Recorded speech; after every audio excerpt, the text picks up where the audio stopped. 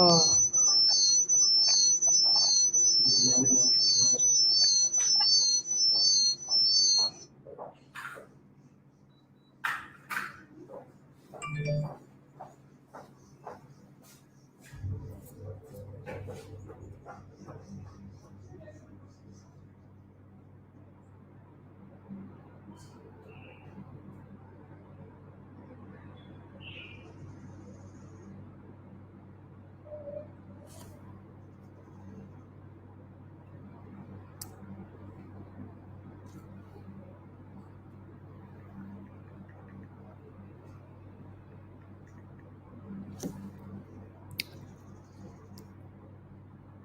Good evening from here. Good morning from the other side. Dear members of the Women Intellectual Forum, today we are honored to have this special group of our professionals, the women lawyers of South Sudan, joining us in this program today to talk about the role of women lawyers in the constitutional development process. As you all know, the constitutional development process has started, and we want to run together with the game, and women lawyers do not want also to be left behind.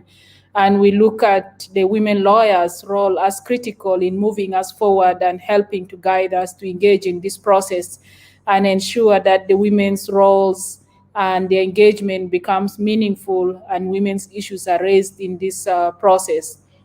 I would like to take us back and also thank the UN Women for always standing with us and giving us the space. We have our beautiful and professional and very competent lawyers here today here with us. And we are all hosted at UN Women. So UN Women, we remain grateful for your support always in giving us the space to engage freely. So today we have our special guests, but probably before I can introduce them, I would like to remind ourselves on where we are with the constitutional development process. And I think we are all aware that Chapter 6 of the Peace Agreement provides for the review and development of the permanent constitution for South Sudan. And there are a lot of debates as to whether it should be called permanent or it should be called lasting. But I think what is important is that it's a constitution that is no more temporary or semi-temporary, and it's the foundation that all laws will be derived from. And regardless, we can still propose amendments, but it remains the constitution of the country. And that is very, very important. And there are different steps, as we stated last time, but it's good always to remind ourselves of the different steps in the constitution-making process. And I'll just go quickly into that. That one, we have the workshop, which was proposed in the peace agreement. And this workshop just concluded, and there are key milestones in this constitutional workshop that was held by RJMEC and the Max Planck Institute. And that workshop came out with resolutions which are very critical and important, and also relates to lawyers in this country. And when we talk about lawyers in this country, our interest here is to make sure that our women lawyers, we get engaged in this process and steer or shape the process and bring in the views of the South Sudanese public and also the women as a special group. This workshop came up with different resolutions, but what is important is the legislation that is to be developed. And then following this legislation, there will be public consultations. And these public consultations will be held by the National Constitutional Review Commission, which is also going to be reconstituted. And the stakeholders to that body include women and also professionals like women lawyers to be included in that process. And the public consultations will now inform the draft of the constitutional text. And this draft of the constitutional text will be developed by a committee known as the Constitutional Development Committee. And this committee will comprise of highly professional lawyers and most importantly, constitutional lawyers and other groups and the composition is that majority become lawyers. And if majority become lawyers, I would just say that majority have to be women. And that's why it's important for us that we are talking today to our women lawyers, and we are listening from them to see how we can influence this drafting process and be at least visible and more visible in this constitutional development committee.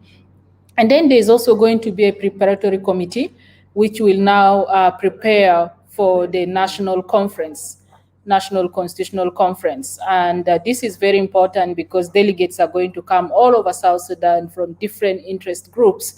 And that means we also have to be there, and we want to see that our women lawyers are also in that conference and we are able to help in the development of a better constitution for South Sudan. And then this goes now to the Constituent Assembly, which is the parliament, and we also still have our lawyers there. And I think one of our members of parliament is here today with us, and we'll also be able to hear from her about ideas of how we can engage the Constituent Assembly when it is transformed in this process. And then finally now it will be tabled to the president to assent to the constitution. So this is briefly about the processes, and I think we had discussed initially why it is important for us to engage in that process. So today we are honored to have our strong lawyers who are here with us. We have Stella Keji. Stella Keji, you're welcome. And Stella Keji is one of our strong lawyers who have been working in shaping constitutional development. And she has also worked with the Ministry of Justice and is now a private practitioner. And we are glad that she'll be joining us here today. She has very strong background of human rights and advocacy on issues of human rights, women's rights, and also representation in the courts. So Stella, you're welcome to this forum today. Stella, can you unmute? Yes, Jacqueline, thank you very much for hosting me for today's discussion. I'm so grateful to be part of this discussion. Thank you very much. Okay. And our other speaker is Mrs. Suzanne Wesley Natena, who is a very ambitious, strong South Sudanese woman lawyer who is focusing mainly on sustainable development, gender equity, and justice in South Sudan and also in the world. And she holds a bachelor's of law as well as a postgraduate diploma in law. She further pursued her master's in human rights and has a second master's also in business administration. So you can see the kind of a person we are having, and she comes with a background of 7 years of experience working in the legal field and also worked as a program assistant for programs of access to justice, women empowerment, banking, telecommunication industries. So she draws a diverse background of education and in law and human rights, and focusing on social and political issues.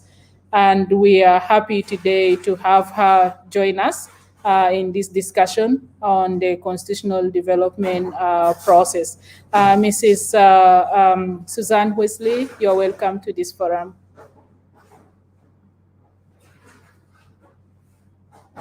Suzanne, can you unmute? Okay. All right. We can't hear you. Can you all hear her? I think her volume seemed to be low.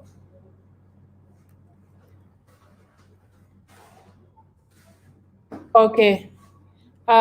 Next in my list of speakers is our Mrs. Emanuela Peter Pitia.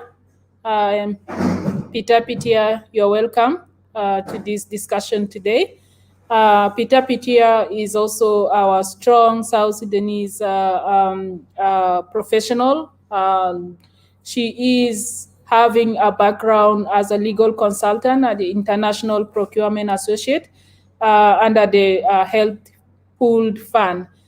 She's also the executive director of Arise Africa Youth Organization, a national organization that advocates for health, on menstrual hygiene in South Sudan. And I think menstrual hygiene is one of the stigma that we are fighting on that. And our own Emanuela Pita is rightly doing that so that girls have the confidence, even when they have their menstrual period, to still stay in school and take care of themselves as they pursue their career. Emanuela is also a change maker, and these are the leaders we want, change makers, and women are change makers, very determined and visionary about the future of youth of South Sudan. And she's also passionate about international humanitarian law, access to justice, and ending poverty in South Sudan. So, Emanuela, we are pleased to have you here today with us. Can you unmute kindly? Thank you, Jacqueline. Thank you. I'm glad to be here. Okay. Thank you very much.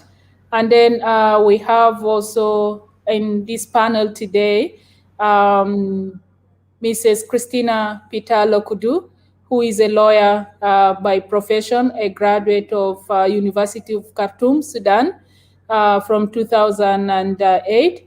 And she has also worked with the South Sudan Ministry of Justice for 7 years with the Department of Legislation and Prosecution.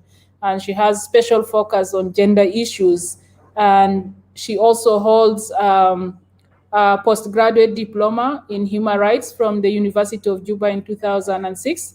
And she has 4 years of experience working with the United Nations Institute for Training and Research.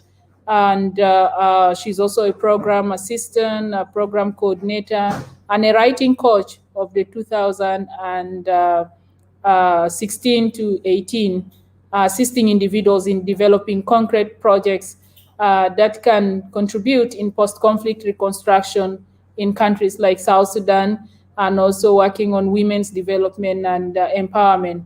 Her work is also mainly focused on advocating on women's rights issues, and most of the projects she writes, she makes sure like they are gender sensitive and they take into consideration women's needs and priorities. She has a strong background of legal aid provision to women inmates, and providing access to justice to women in prison, and also helping in research around women issues and post-conflict situations. At the moment, she's a practicing advocate with the Lomoro and Company Advocates.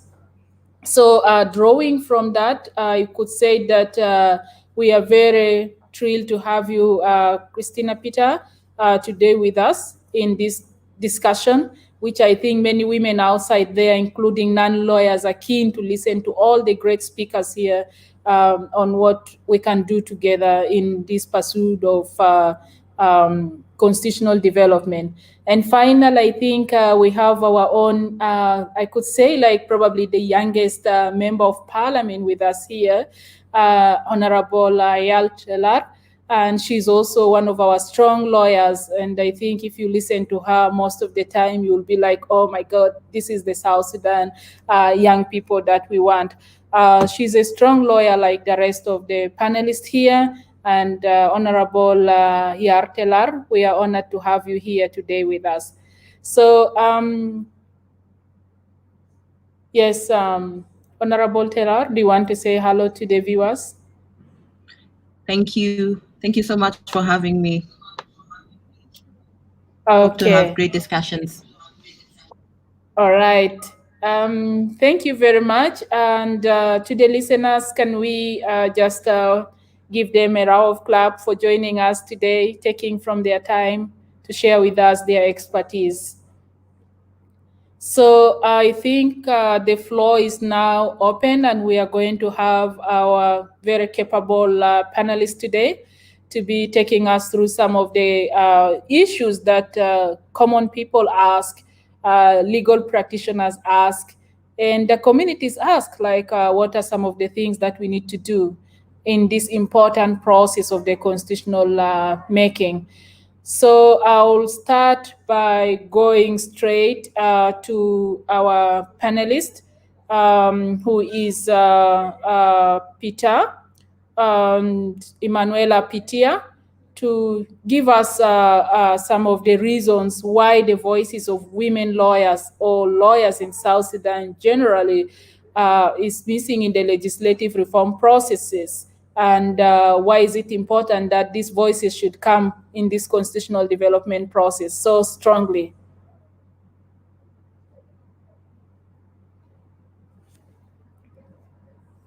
Can you unmute kindly? We can't hear you, Emanuela. Can you hear me?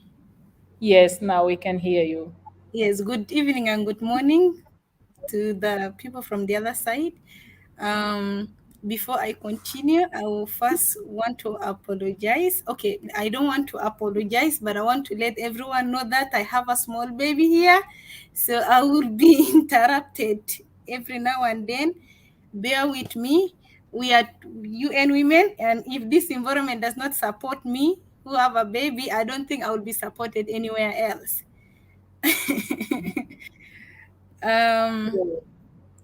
We love to have the baby afterwards, we can see.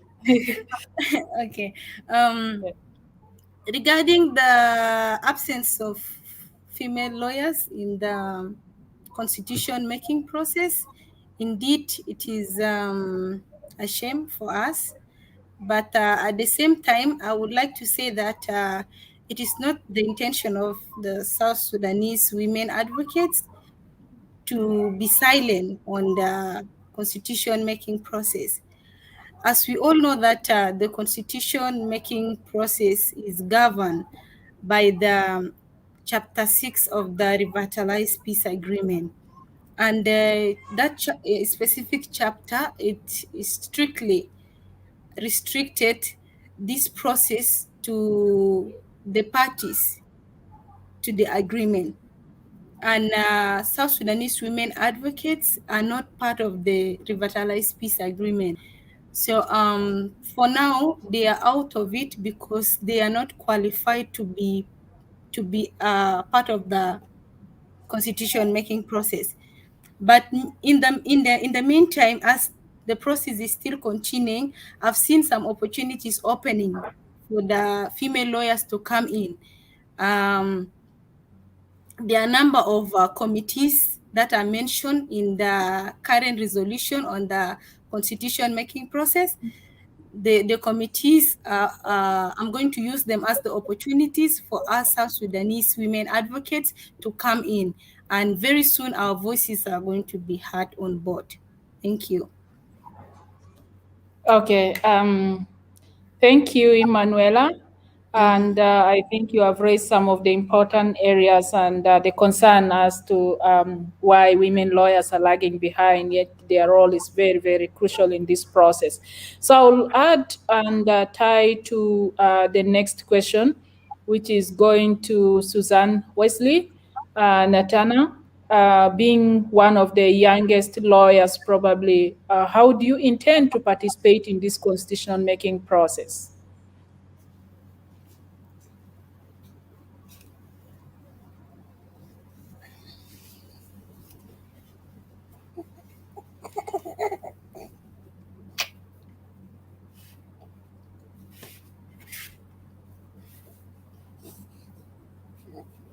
Hi, Suzanne, we can't hear you.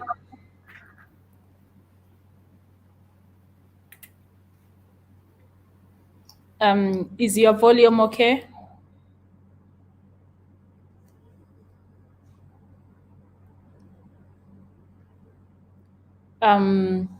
Okay, as we wait for someone to support Suzanne so that everybody can hear her, I would like to go straight to our next panelist, Stella KG.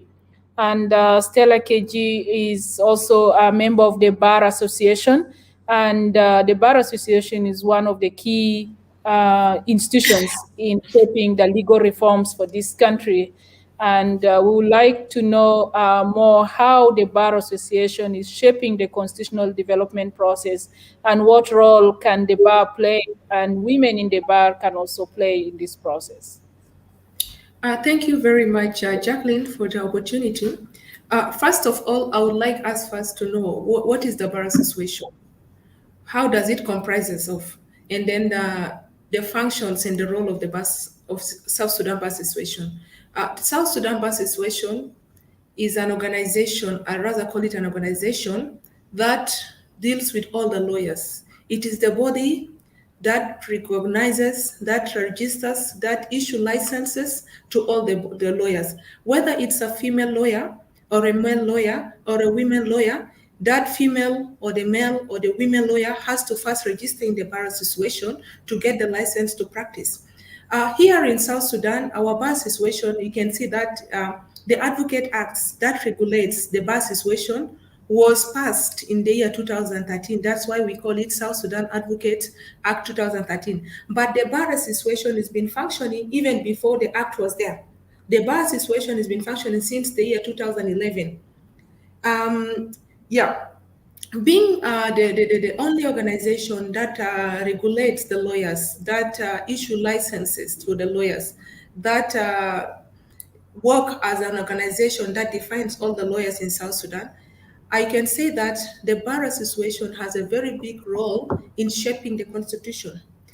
For reasons why, most of the lawyers at first work as all the political parties' advisors, legal advisors, let me put it, legal advisors. So we have so many political parties. Even in the parliament, there are legal advisors. You go to all the ministries, you find legal advisors there. So these lawyers, by virtue, they work as legal advisors to all the political parties who have signed the agreement. Secondly, these are lawyers by themselves, whether it's a women lawyer, whether it's a male lawyer, whether it's a group of alliance of lawyers. We have different titles here in South Sudan for the lawyers, but at the end, they belong to that South Sudan Bar Association. So these lawyers, they have experience in implementing the laws. These lawyers are the one running up and down every day to make sure that the rights of peoples are respected, to make sure that the constitution is put in place, because let us not forget that this constitution itself is a law. The constitution is not something separate, it is a law. And the lawyers are implementing the constitution. They make sure that rights are not violated.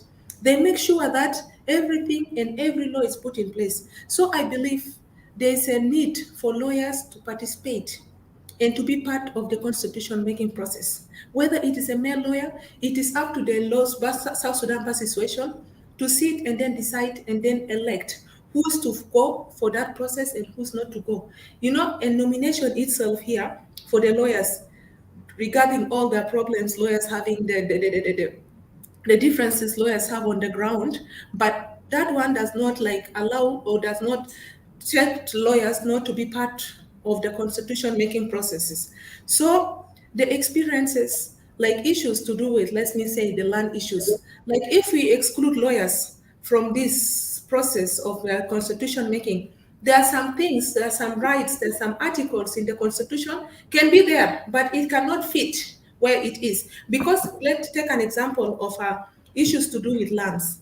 The land issue is one of the complex issues on the ground, but not everyone can understand it. Because now if I have a case of land, I come and complain to the lawyer. So the lawyer will know exactly where the challenge is. So when designing the constitution, it is good to bring the lawyer so that the lawyer can say, this article is not fit here, or that article fits here, because on the ground, we are seeing some of the challenges we are facing. So to reduce, and then to I'm not saying that we will not have these challenges we are having on the ground, but just to reduce and then to make sure that all the rights are implemented correctly, there's need for them to put it there. And then the other important thing is the rule of law.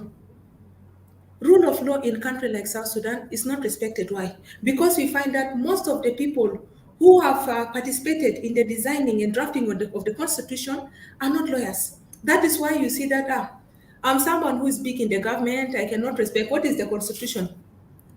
And then lawyers also have roles to go and conduct awareness. If you go to rural areas, even within Juba here, some of the people did not go to school, cannot read, cannot write. If you talk to them about constitution, what is the constitution? Even those ones who can read and write, they have no legal background at all. So this awareness have to come through the lawyers so that each and everyone should have its rights, should know its rights. Children at schools, they should know their rights, that I have rights to go to the school. And who can advocate for that? It is the lawyers. So I think it's very important for lawyers to be part and participate in the constitution making process for all the rights I've mentioned. Okay, thank you, Stella. I just have like some few probing questions, and I'm happy to hear that the Bar Association existed since 2011, and as you know, we had the transitional constitution that came from 2011 following the referendum. And now we have seen that the Bar Association, some of the members advise these political parties. I'll be keen, and some of the listeners, I think, will be interested to know what role the Bar Association played in the 2011 drafting of the transitional constitution. And if at all, as an institution, they still have that role to play in this current process. And also, if they participated in the constitutional workshop that is recently held. All right. In 2011, the Bar Association was headed by its president, the late Dr. William Conbior, who passed on. May God rest his soul in peace. Yeah, indeed. In 2011, let me start first with 2005. 2005, because Dr. Conbior was one of the lawyers who participated in the translation and drafting some of our laws here in South Sudan. And the Bar participated in the drafting and the designing of the Constitution, represented by Honorable late Dr. William Conbior. The same also in 2011, Dr. William Conbior and the late Dr.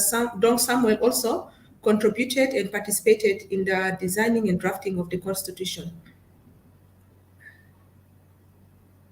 representing the South Sudan Bar Association. Okay. Yeah, I think that is still remains important. So let's see if we have Suzanne Wesley. Are you back? I think Suzanne Wesley is not there. But the other question is like, how do young lawyers or female lawyers participate in this process? How do you intend to participate, for example? And I think anyone who would like to contribute to that can contribute. And then the next speaker will be Honorable. Okay, she's there. Suzanne Wesley, do you want to come back again? I hope you can hear me now. Yes, very clear. Loud and clear, right? Yes. Okay, so let's have the question again, and then I'll take it right from there. Okay, as a young legal professional or lawyers, how do you intend to engage in this process of the constitutional making process? Okay, first of all, I'd like to state that as being a female lawyer, and all of us being female lawyers, we have the ability to exert a lot of influence. Influence because of our legal background, because of our legal training. So we understand better the drafting language, we understand better the laws, we have interacted with them, so we are better placed to explain the same to the community, to the woman down on the ground, to the boy, to the youth who do not understand what it entails, a constitution entails. So by understanding these legal jargons, by understanding the drafting language, we can be able to simplify the same and translate it to the people in very simplistic form so that they are able to understand and participate in the process. So that's one role that a female lawyer can play. Female lawyers would want to target women because they are women themselves, and women are a vulnerable group. And most of them would want to, to understand this process, to interact with this process. And who best is placed to explain it to them or expose them than a fellow woman who understands their needs, who understands their concerns, and understands where they're coming from, and is better suited to protect their rights. So that's one of the areas that I would focus mostly on a one-on-one basis. That is what every female lawyer in their own ability can do based on their academics. So thirdly, we have the ability to frame, the debate. We can frame the debate around women issues. We can be able to exert some form of influence by framing the debate. So when the debate is very broad and doesn't factor in women concerns, we can be able to shape that through advocacy. So advocacy in what form? Organized groups. Like women lawyers, we have associations, various associations. How about we harmonize those associations, go out and, look at the constitution from a women lens, from a gender lens. Then look at all the articles from a gender lens and look at how best it can protect the language of women. How would we do that? We would look for gender sensitive or gender inclusive language.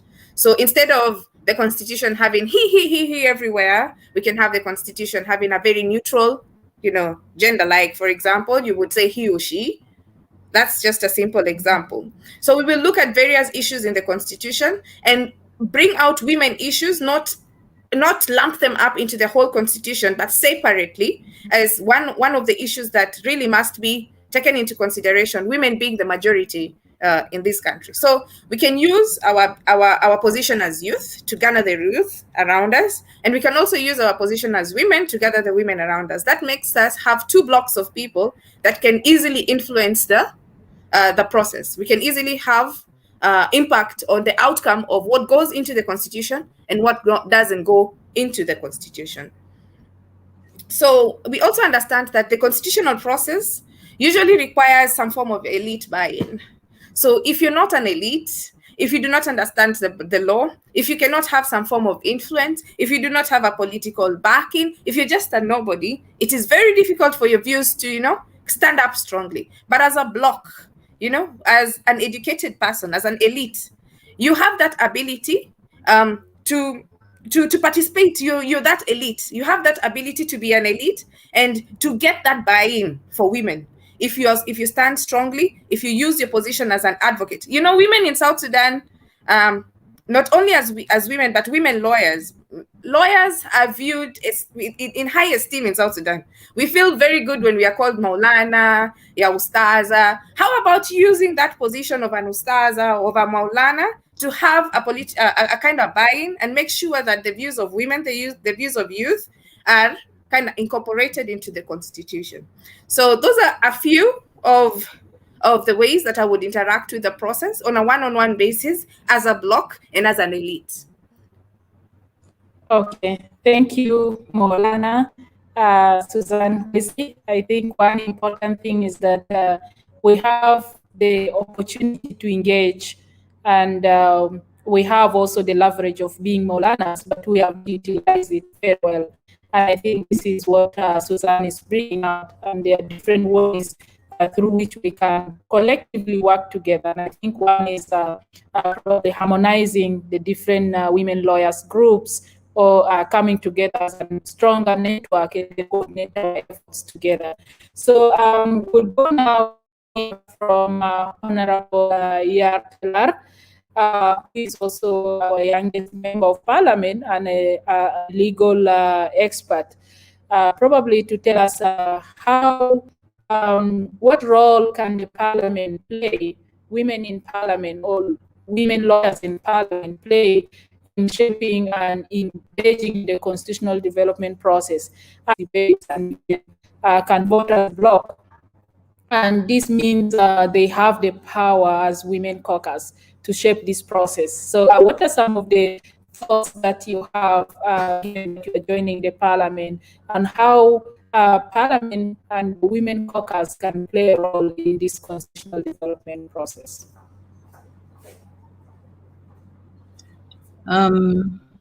Personally, I think the Parliamentary Women Caucus can share diverse resources, including information. As women, generally, we're able to share the information that we have. An example, it's interesting to see how women lawyers would help in reviewing of bills and policies before Parliament, ensuring that there's gender mainstreaming achieved in all of this.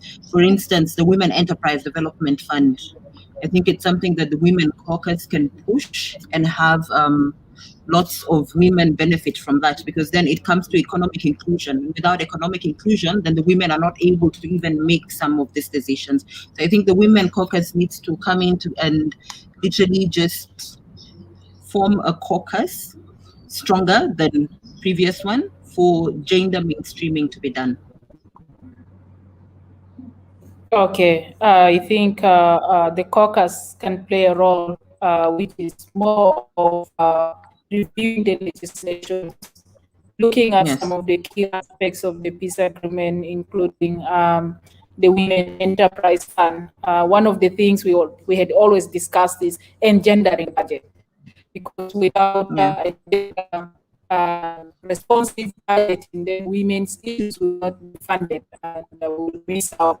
And I think the constitutional process is also one important thing where women can ensure that gender aspects are put in place in the constitution. And I'll come back to you, Honorable because you talk about sensitivity.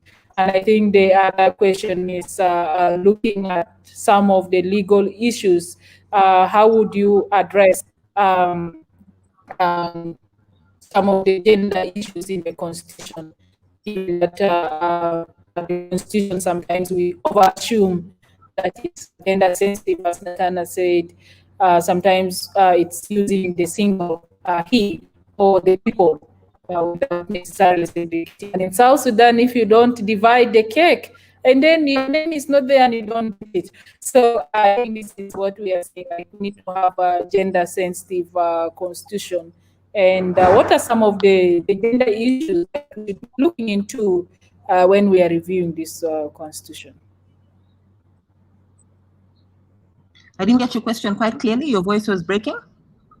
Oh, sorry. I'm saying that we are looking at a gender-sensitive constitution and probably some of the processes, including the economic empowerment. And I'm asking, what are some of the gender issues or things in the constitution that you would like to see that they address from a gender lens? For instance, when it comes to health, maternal health, and also I try to look at it from a different point of view. As a young woman below the age of 35, and generally as a woman, our constitution, we come from a patriarchal society which looks down on women. I'll give an example of the revitalized agreement. It states that the second deputy speaker will come from Aitigono and needs to be a woman. I don't think something like this has been raised since it's a man, but we've been made to believe, hey, the speaker is a woman. So since the speaker is a woman, you guys will not have to complain about that. I'm hoping women will be able to have access to finances. The budget is going to be passed, but if we pass the budget and we're not sure on what, like the Women Enterprise Fund, what women are going to get, health, women's health for me is something that really, really matters. So I think it's for us to ensure we have a strong parliamentary caucus where women lawyers will help in reviewing the bills and the policies before Parliament and pushing for it. And I think it's actually really good that we have a female speaker who understands most of what women are going through. Okay, thank you very much. And I think I'll go to Molana Christina Peter, if you would also add on to this discussion about gender-sensitive constitution and a constitution that takes into consideration the rights of women, given that you are passionate about women's rights and issues of gender sensitivity around legislations and policies. So our constitution is said to be gender sensitive and women's rights are guaranteed. However, we still see that there are some sections or articles of the constitution that contravene women's rights and they are not gender sensitive. Can you highlight to the viewers at least some of the areas that are not gender sensitive or respective of women's rights? And I'll say that probably we need also to take into consideration some of our listeners who are following us and they can speak Arabic. If we can mix some of our responses in classical or local Arabic so that they can also be following up. And I think this applies to all the speakers, including myself with my little Arabic. I'll try to ask some of the questions in Juba Arabic. Okay. Thank you so much, my sister Jacqueline.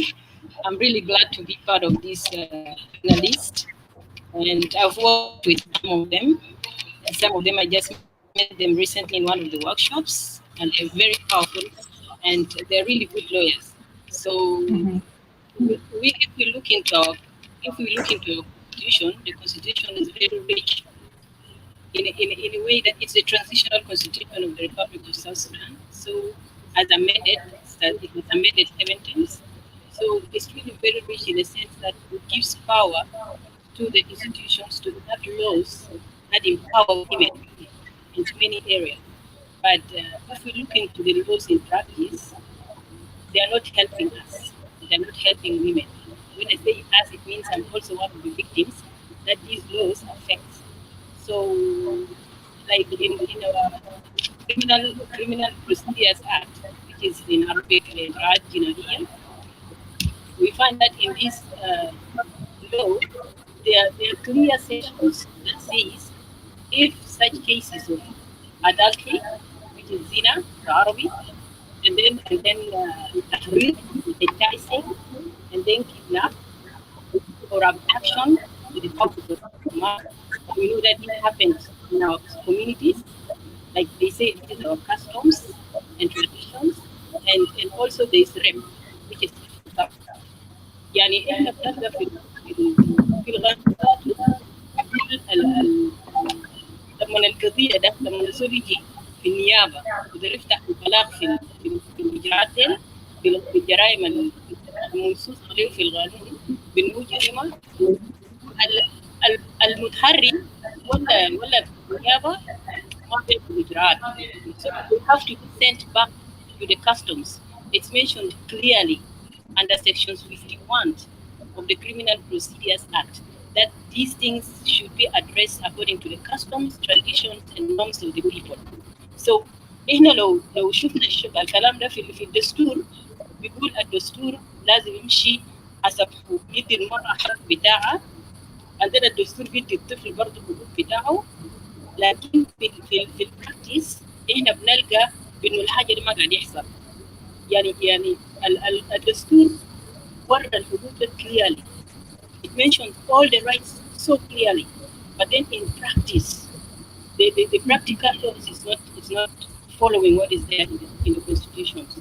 So also in section 247 of the Penal Act بيتكلم عن الاغتصاب. So في subsection 3 بيقول الاغتصاب بين ناس مزوجين لما يكون في الراجل اجبرك عشان تمارس معه علاقه جنسيه حتى ولو كان انت عيان ولا حتى ولو كان شنو، القانون ما ذكر الكلام ده انه لازم يكون في يعني حاجات معينه، لازم يكون في شروط. مثلا لو حصل انت عيان ولا انت تعبان ولا حاجه بيعتبر ريب. No, it did not mention that. It just said rape is this and that, but then in the subsection it says between married people there is no rape, which is also wrong. And I'm saying that because it's like in the constitution is rich. I don't see anything bad with our constitution. It's really very good, and under the Bill of Rights in chapter 2, it gives rights to every individual, and it gives specific rights to groups, which are women and children. But then in practice, القوانين بتاعنا المالية ما أدى حقوقنا الكامل. عشان هنا لو مشينا للتقاليد والعقل، احنا بنلقى التقاليد ما بيدي المرأة حقوق بتاعها، رغم انه في local government act there is rights for women. It's like they copied what is there in the constitution. They mentioned on the local government act that women have this right and that, but in practice it's not there. So it's really unfortunate that احنا بنشوف في القوانين في الدستور برضه بيقول اي international law بيكون integral part of the constitution. يلا القوانين العالميه بتدي المراه حقوق بتاعها، لكن لما تيجي في البراكتس ما في حق للمراه. يعني بيظلموها في حاجات كثيره. So this is now we have to do a lot as lawyers. We have to do a lot to address this issue. Thank you. Okay, thank you, Molana. Christina Peter, and I think you have highlighted some of the challenges in the Constitution. We have a very beautiful Constitution, and then it has also some shortcomings. I think في محلات early marriage الناس بيكلم قال جواز المبكر, where girls are forced to marry at younger age, and even the older ones. We have seen some of our sisters being forced by the brothers. You go and marry, you are old, you are staying at home, and all these kinds of things. And simply because they want to have a bride price. So behind the doors, you find that you are traded already and you cannot refuse. So if you refuse to get married, sometimes they chase you out of the home. And this is grounded in our Constitution. The Bill of Rights, much as it talks about the right of a woman, freedom of the woman is free to enjoy her rights as the men, like full enjoyment of her rights. Still, these rights are tied to traditions and customs that violate this woman's right. And that is where women find challenges in issues to do with family, the marriageable age. We are a country that has a marriageable age definition, which is vague. And this allows for abuse of that age limit for marriages, and our girls have been forced in some of our communities, and others have lost their lives in that regard. So this is one critical thing that I think we need to look into it and make sure like it's amended. And thank you for bringing that out. And I could also add that we have the security sector, which is one critical one. And, we are in the process of professionalizing our army. And then we have lesser women in this. And we have the affirmative action that reinforces women's participation in governance. And the security sector also needs to be engendered so that we have special program for recruitment of women into the security sector reform. And I think this is very, very important and crucial. And one role that I could see overall is if we can look at the Constitution from the first letter A of the preamble to the last letter of the Constitution, to ensure that the provisions there are gender sensitive and reflective of us as women. And women lawyers have a task in doing that for the greater good of the women of South Sudan and the people of South Sudan generally. So I'll come back, and I think those who are online, please pose your questions, and we can also, if you want to address it to a specific panelist, we can be able to ask the panelists to respond to it, and we'll follow up from there. So our next panelist to come back is Stella KG. And Stella, the question is, what areas of the constitutional development process should the Bar Association engage in? And I think from my opening remarks, we look at the different stages of the constitution development process. And now some of the panelists also highlighted some of the critical issues in the constitution. And we'll be keen to see that the Bar Association engages in this to address some of these issues. So at what stages of the constitutional development should the Bar Association come in fully, and what are the issues that they can be able to address? All right, thank you once again, Jacqueline. As I talked earlier, I said a constitution is a law. And since it is a law, it is at first the responsibility of the lawyers, whether they are lawyers, judges, legal counsels, anyone who's a lawyer by practice should be involved in the constitution making process. First, when we start designing the constitution, lawyers should be involved in the process also. Drafting the constitution, lawyers should be involved. I remember in one of the cases in 2015, they call it after the signing of the resolution of conflict in the Republic of South Sudan in 2015, the president did some amendments in the constitution by creating the 28 states. Based on that, because lawyers, of course, were not being consulted or involved in that process. So the president just called the parliament and then he issued a decree one all of a sudden on a TV and it became valid. So none of the lawyers, whether it's a bar association, whether it's a ministry of justice, whether it's a judiciary itself, was involved in that process. So that decree was challenged by one of the political parties. Then the petition was brought before the Supreme Court. So the political party was represented by Lama Col, and then the petition was represented by a group of lawyers. They petitioned the Supreme Court for allowing the president to create the 28 states without involving the lawyers. But on a process of going to the case, and the case was allowed, and then the case was even going on, the parliament themselves came and said that it is the responsibility of the president, according to the constitution itself, to amend and to add and to do whatever, because the constitution gave the president that rights. Based on that, the case was dismissed. We can see how challenging it is now. No lawyer was involved in the process. Even amendment that happened, no lawyers. So lawyers were just surprised that even if you're a president, you have no rights all of a sudden just to amend the constitution without involving us. So I'm thinking it's very necessary in all the process of designing, drafting the constitution, the lawyers should be involved. Until maybe when the constitution is passed to the parliament, this is when lawyers should not be involved. It is now the responsibility of the legislation assembly to pass it after, when lawyers see that all the articles, all the laws are put in place. Okay, thank you, Stella, for that example, which was practically done here, where lawyers are sidelined. And I could also add that probably moving forward, we want to see that the Bar Association become more proactive in playing an oversight on how these laws are abused. In some instances and countries, the legal institutions come with the legal opinion.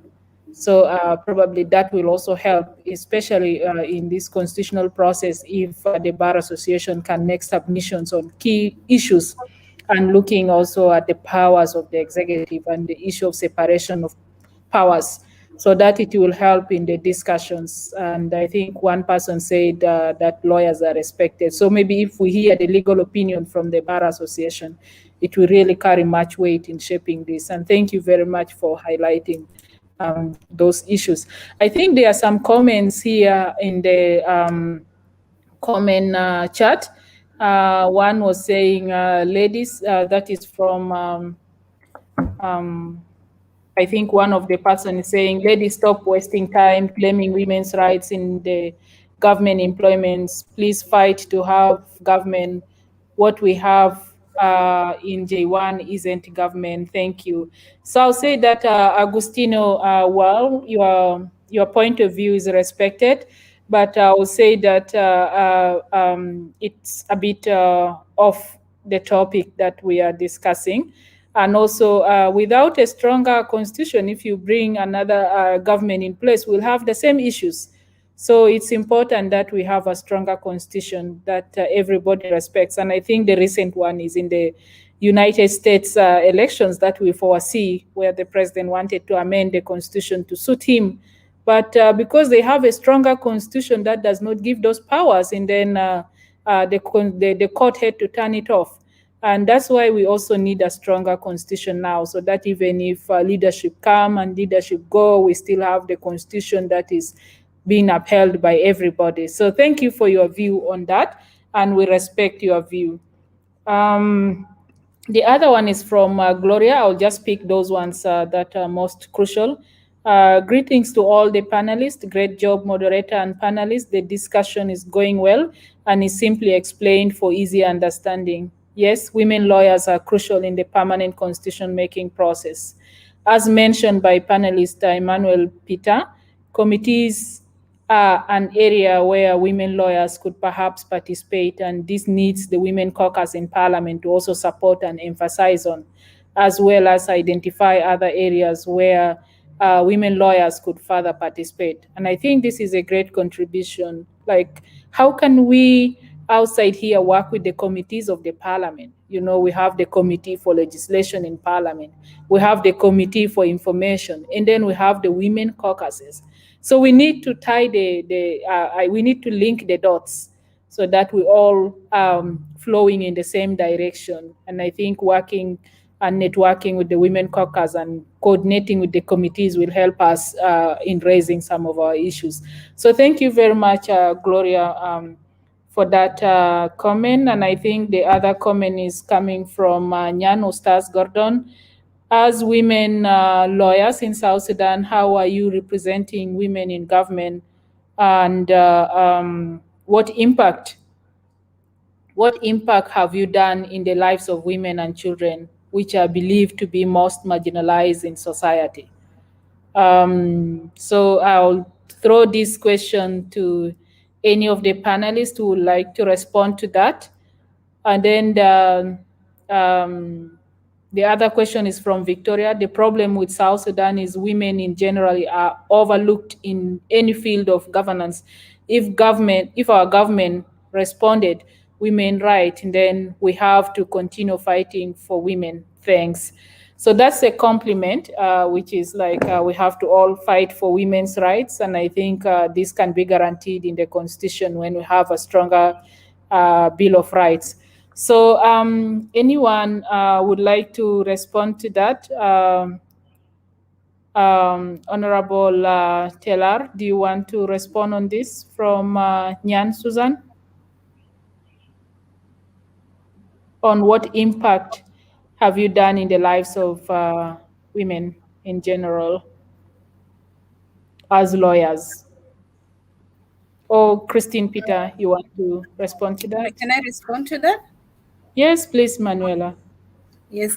Thank you for the questions.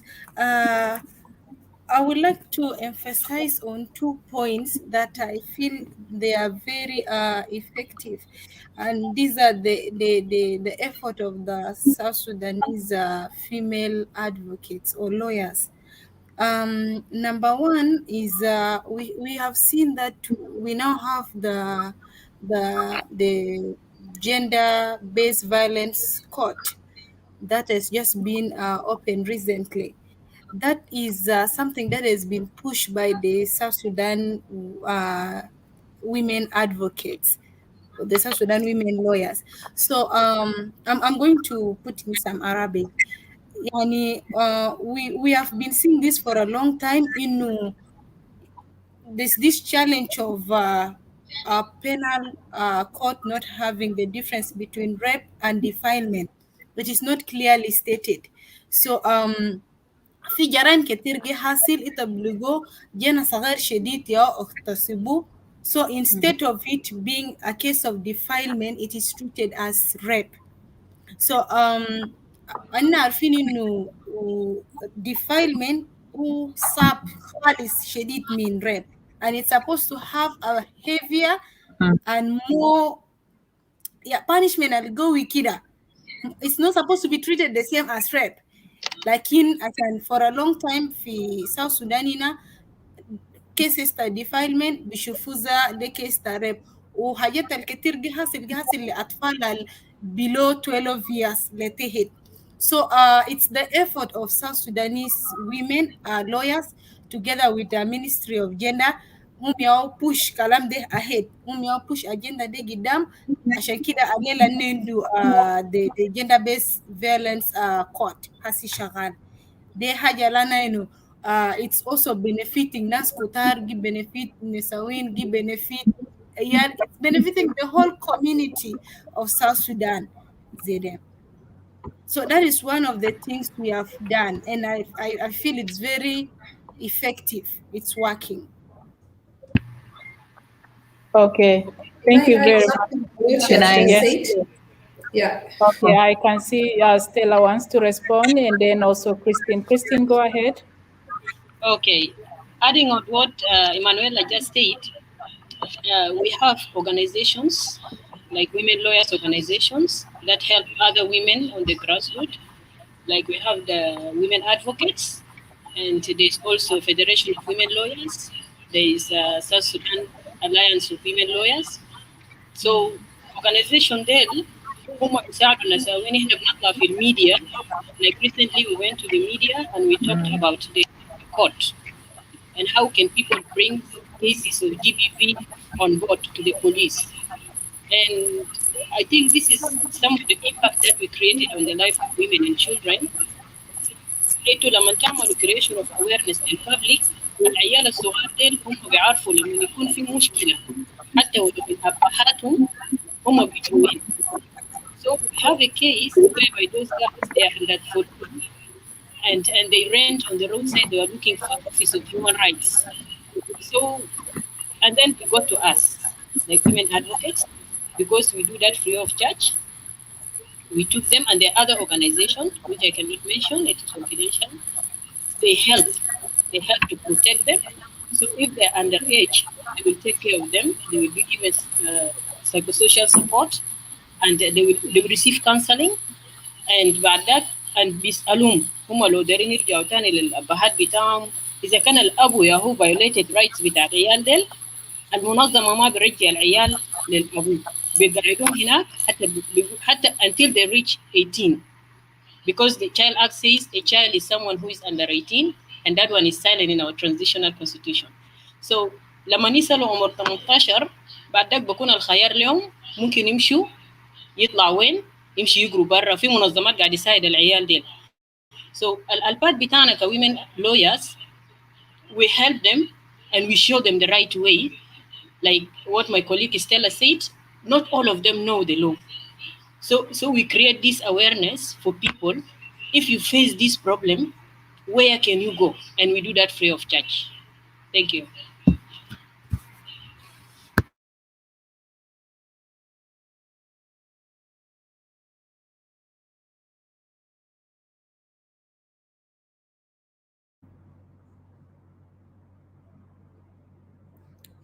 Okay, let's see if she will later on respond to this. But I think it's important that... Can I have 1 minute to add on Yes, what yes. the two Peters have just said? Yes, please, go ahead. In addition to what they have just said, there's something we call it free legal aids, the pro bono services. This free legal aid is just specifically for the victims of the GBV. We understand our cases are very expensive and are also not only expensive, hectic here in South Sudan. And to report the victims themselves, to report the case is a problem. So these lawyers acted as their lawyers. From the first stage of initiating the case at the police station, they are the one to take up the role. We understand how challenging, how difficult it is to start with the case from the police, take up the child or the victim, to start tell the problem, when it happened, where. You know, some of the parents can just give up. They just say, this process is very long and the police are not cooperative with us.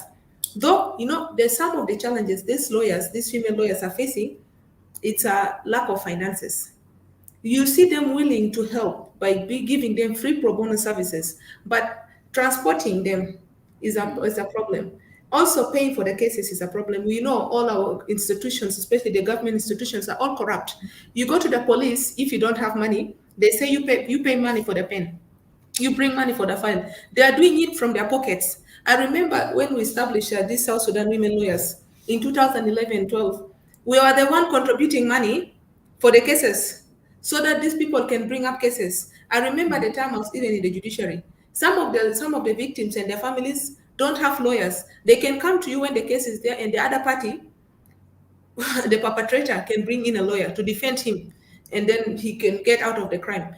Then what I used to do, I just forward the cases to them.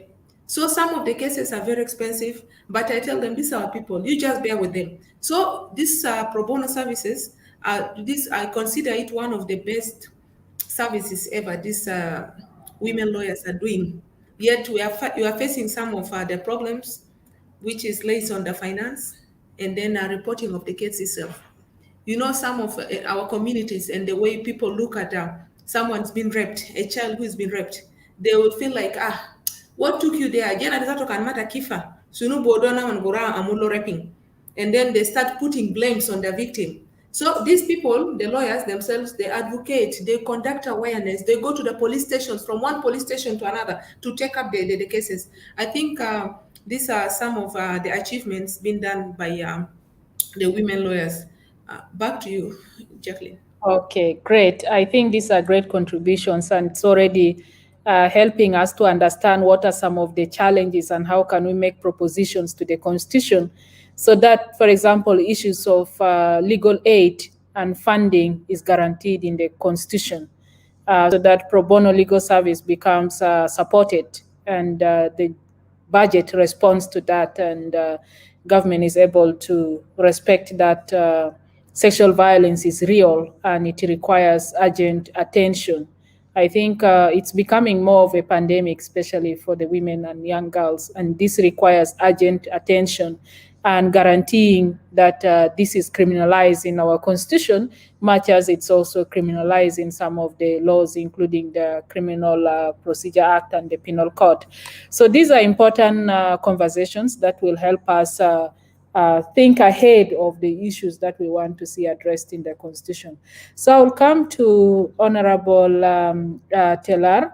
I think there's a lot discussed about the role of the Women Caucus, and also how women parliamentarians can engage in this process and coordinating with the women outside here.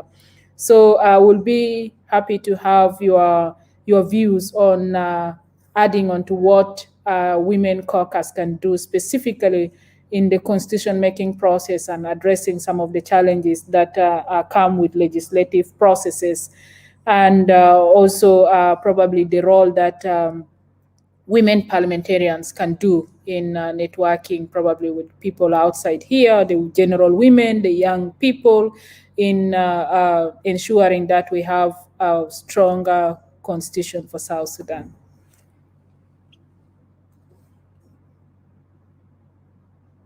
Thank you so much, Jacqueline.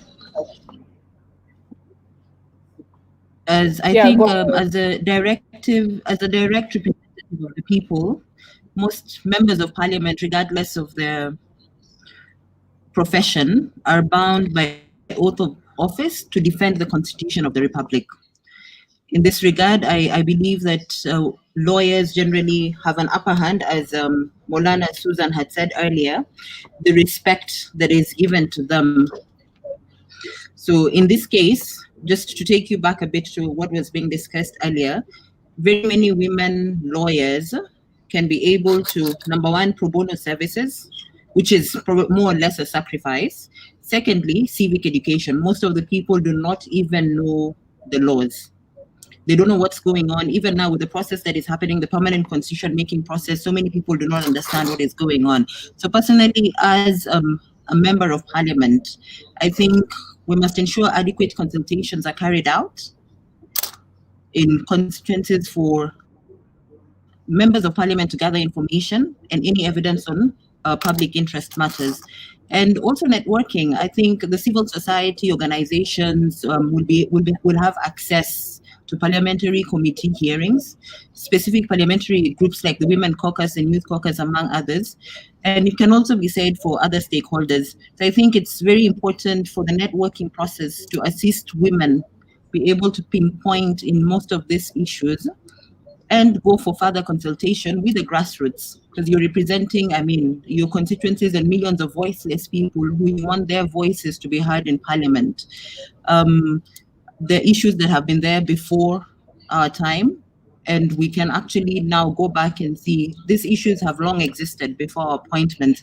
How do we understand the barriers to solving some of these problems? One, then this is done, it's easier for you to know what policy changes would be effective and not repeating the same mistakes that have been done prior to this.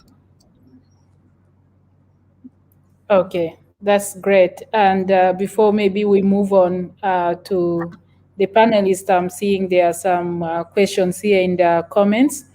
And one is asking, that is from Agot A. Wani. Where is the world disaster person become minister? I think, like, why is the world disaster person become minister of disaster and humanitarian affairs minister? And I think this question is talking about the domestic violence that we have had some of our key ministers or politicians are involved, where they say to have battered their wives or violated their rights, and yet they are holding a position. And I think this brings to the question of ethics and integrity. Is it in our constitution that when someone is the integrity is in check and has committed crimes, how can that person be tried? And I think again he also pointed it out with the punishment.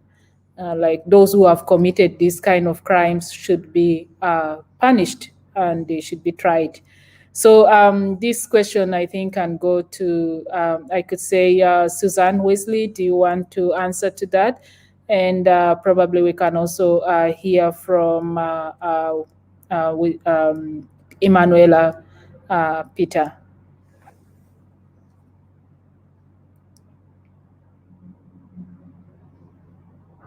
So why are ministers still holding positions when they are violators of rights or when they are disaster themselves, especially coming to sexual and gender-based violence? And is that something probably that we need to see addressed in the Constitution?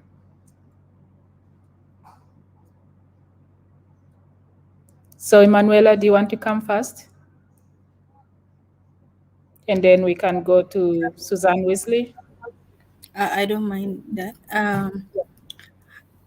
This is a challenge. We have been hearing this everywhere, and we have been seeing what is happening in the country. I'll take this back to a point that I wanted to bring later, but it's important that I bring it now. As we are drafting this, or as we are in the process of constitution making, I will urge all the parties responsible for us to not bring in the people that we think are the right people in the position, but rather bring people who we know they are capable. Yani, alela na bahazi dozol, yet we don't look at, we only emphasize on the academic qualifications. Lakin fi haja alzato asa min shahadat u awrak alzol indu alu akhlaq ta insan, a personality. Alela zol bukun graduate ta kida indu shahada zede agara kida windu da, lakin kan ita mendu sifa insanian ma fi vijoita, you will fail as a leader. A leader is someone al barif bi interact bi mujtama to kef, uzol al ma bes indu shahada lakin budun shahada bagder futu gidam عشان في مجتمع ورا عنده صفات الكويس وعنده سمعة الكويس ورا في مجتمع. I don't want to dwell much on that. لكن أنا كده كون careful بناس اللي نجيبه on board عشان بكرة بعد بكرة سمعة زده ما بريجا لنا ورا. We are the same people who brought those people in those positions. I blame ourselves. Yeah, this is very valid point, and I think I'll speak in Arabic. Marat zatu hajat tanin albamulude we just be overlook. Masalan, making sexiest comments about Nuswan, you know, gal gismak Jamil wa bokun ite Jamila wa kan derina wala sunu in a joking way wa hajat de. This is sexualizing the women's body, and if it comes from senior person who is expected to protect women, and then it is sending a wrong signal. And you know, bikuta ulat tanna sokerin za tanna kan machine fi shawari bilemesal gisim o bilemesal jabat o bonus hajat kitira nuswan. Wade derin gal al dostur that we address it. You know, because our requirement for positions is that you have to be free of criminality, high moral character, impartial, and all these, and and then where is your morality when you talk about women's sexual bodies, And then tani kaman we are talking about domestic violence and nagai nastadna ketir bidugu nuswan fi biyut walisa guiding fi maktabu bikelim gala we are protecting women. So there are hajat ketir al nuswan duonu sufiu, and I think I'll bring it to Suzanne Weasley or anyone on this panel who want to respond to Ageni's questions. Let me just add something small. People should be very careful from now onwards. Women are coming up, and they are coming up very strong. We have seen a lot of campaign going on on social media, and those campaign, trust me, they are not bas birwa sakit kida. They are very effective. في حاجات كتير جي حاصل من campaign النسوين يعملوا. So whoever باريناك الجي أسمع وعارف قالي دي من صفات لو يعملوا دي حاجات البتا لو يعملوا كده عارف قالي نسوان بقى ما يسكت نسوان بقى ما زي generational food today نسوان بقى بعرفوا حقوق تومون. We know how to stand up for ourselves, and we are not going to undermine these things. Asi في حاجات كتير جروا في campaign جروا and بكرة بعد بكرة I'm very sure that results تا حاجات دي بتاعنا and we'll all witness that. Okay. Yeah, Suzanne. Suzanne, do you want to come in? Anyone on the panel want to join in? All right. Maybe I add something just. All right. Okay. I want to chip into the discussion. I don't know whether you're hearing me. Yes, please. Go ahead, Suzanne.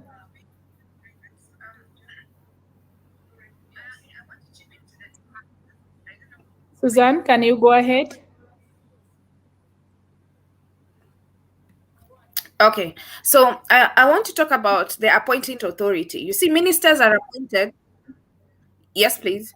So ministers are appointed by the executive, by the president, and this particular minister in question was appointed before all these issues came around. There were no issues with regard to his integrity or such, but this puts into question our anti-corruption and ethics, commission. What role are they playing at the moment? So if we as women feel we are intimidated, we need to petition and call for accountability from this specific minister. We can't just keep quiet and watch him be an example of what a minister should not be or what a constitutional post holder should not be. We have the power within our hands, to recall such a person or to prompt the president to withdraw, the appointment of such a minister. If this person was elected, then we would go to the constituents, and the constituents themselves will, not vote for him. Or we could, even in some condition, in some situation, put a vote of no confidence in them if, for example, they were a governor. But the institutions that we have at the moment are kind of toothless. As much as we want them to hold people to account, they don't have the power, they don't have the capacity to do so. And secondly, we don't have that political will at the moment to push for some of these reforms. But with the coming constitution, we could easily put in clauses, we could easily put in, provisions that will deal with such instances. Like, if your integrity is in question, what are the procedures that should be taken to make sure that you no longer hold post? You first of all have to step aside until investigations are done, and then thereafter you could either be brought back or not. So these are things that we could lobby for as women lawyers, as women generally, and make sure that they're entrenched in our constitution to avoid a reoccurrence of such a situation. So ethics and integrity is one very important thing, and it is the basis of a nation. You cannot have corrupt, you cannot have unethical people at the helm of your governance, because it even touches on the sovereignty of the nation. What do other nations see us when these people represent us out there? What do they think about us when our ministers are rapists, when our ministers are corrupt? What would the other nations look at us? We no longer have respect, we no longer have dignity as a nation, and we can't allow that to happen. Over to you, Jacqueline. Okay. Anyone want to jump in, or we can move on to Honorable Yar on the question that I posed?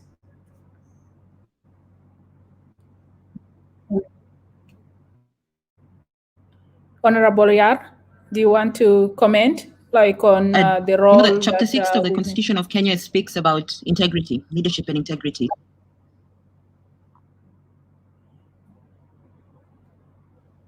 Hello, Honorable Yar? And I'm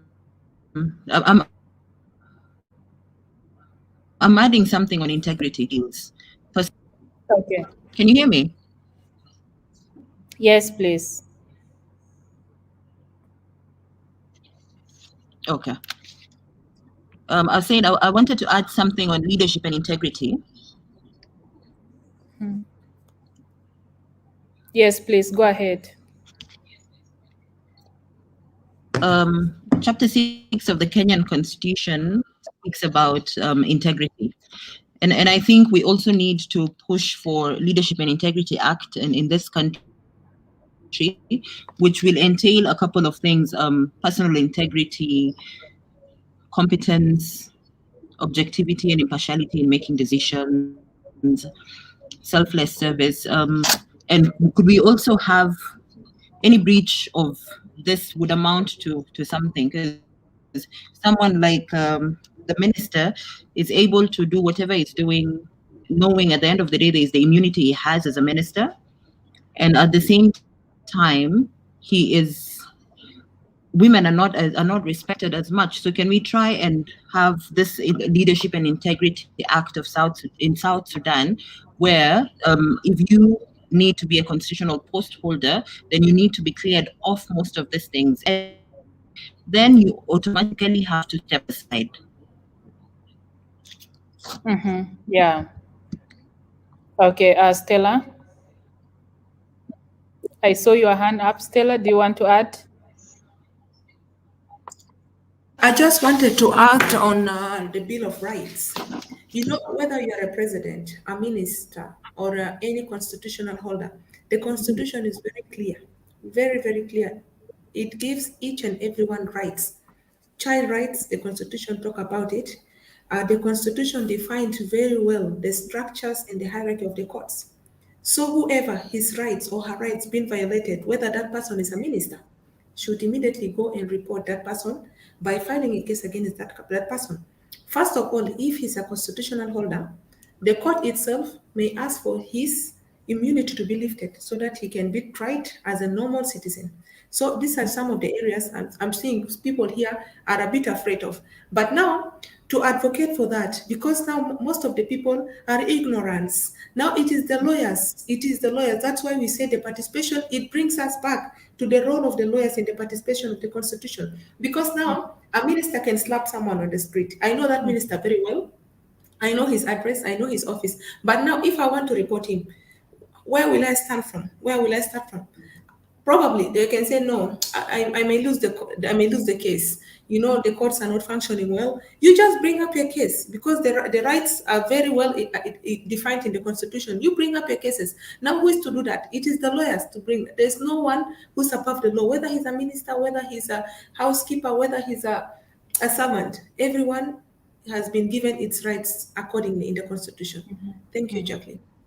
Okay, that's very, very important. And I think that's why we need a strong constitution that everybody upholds. You know, you cannot stand on the constitution, but you stand below the constitution.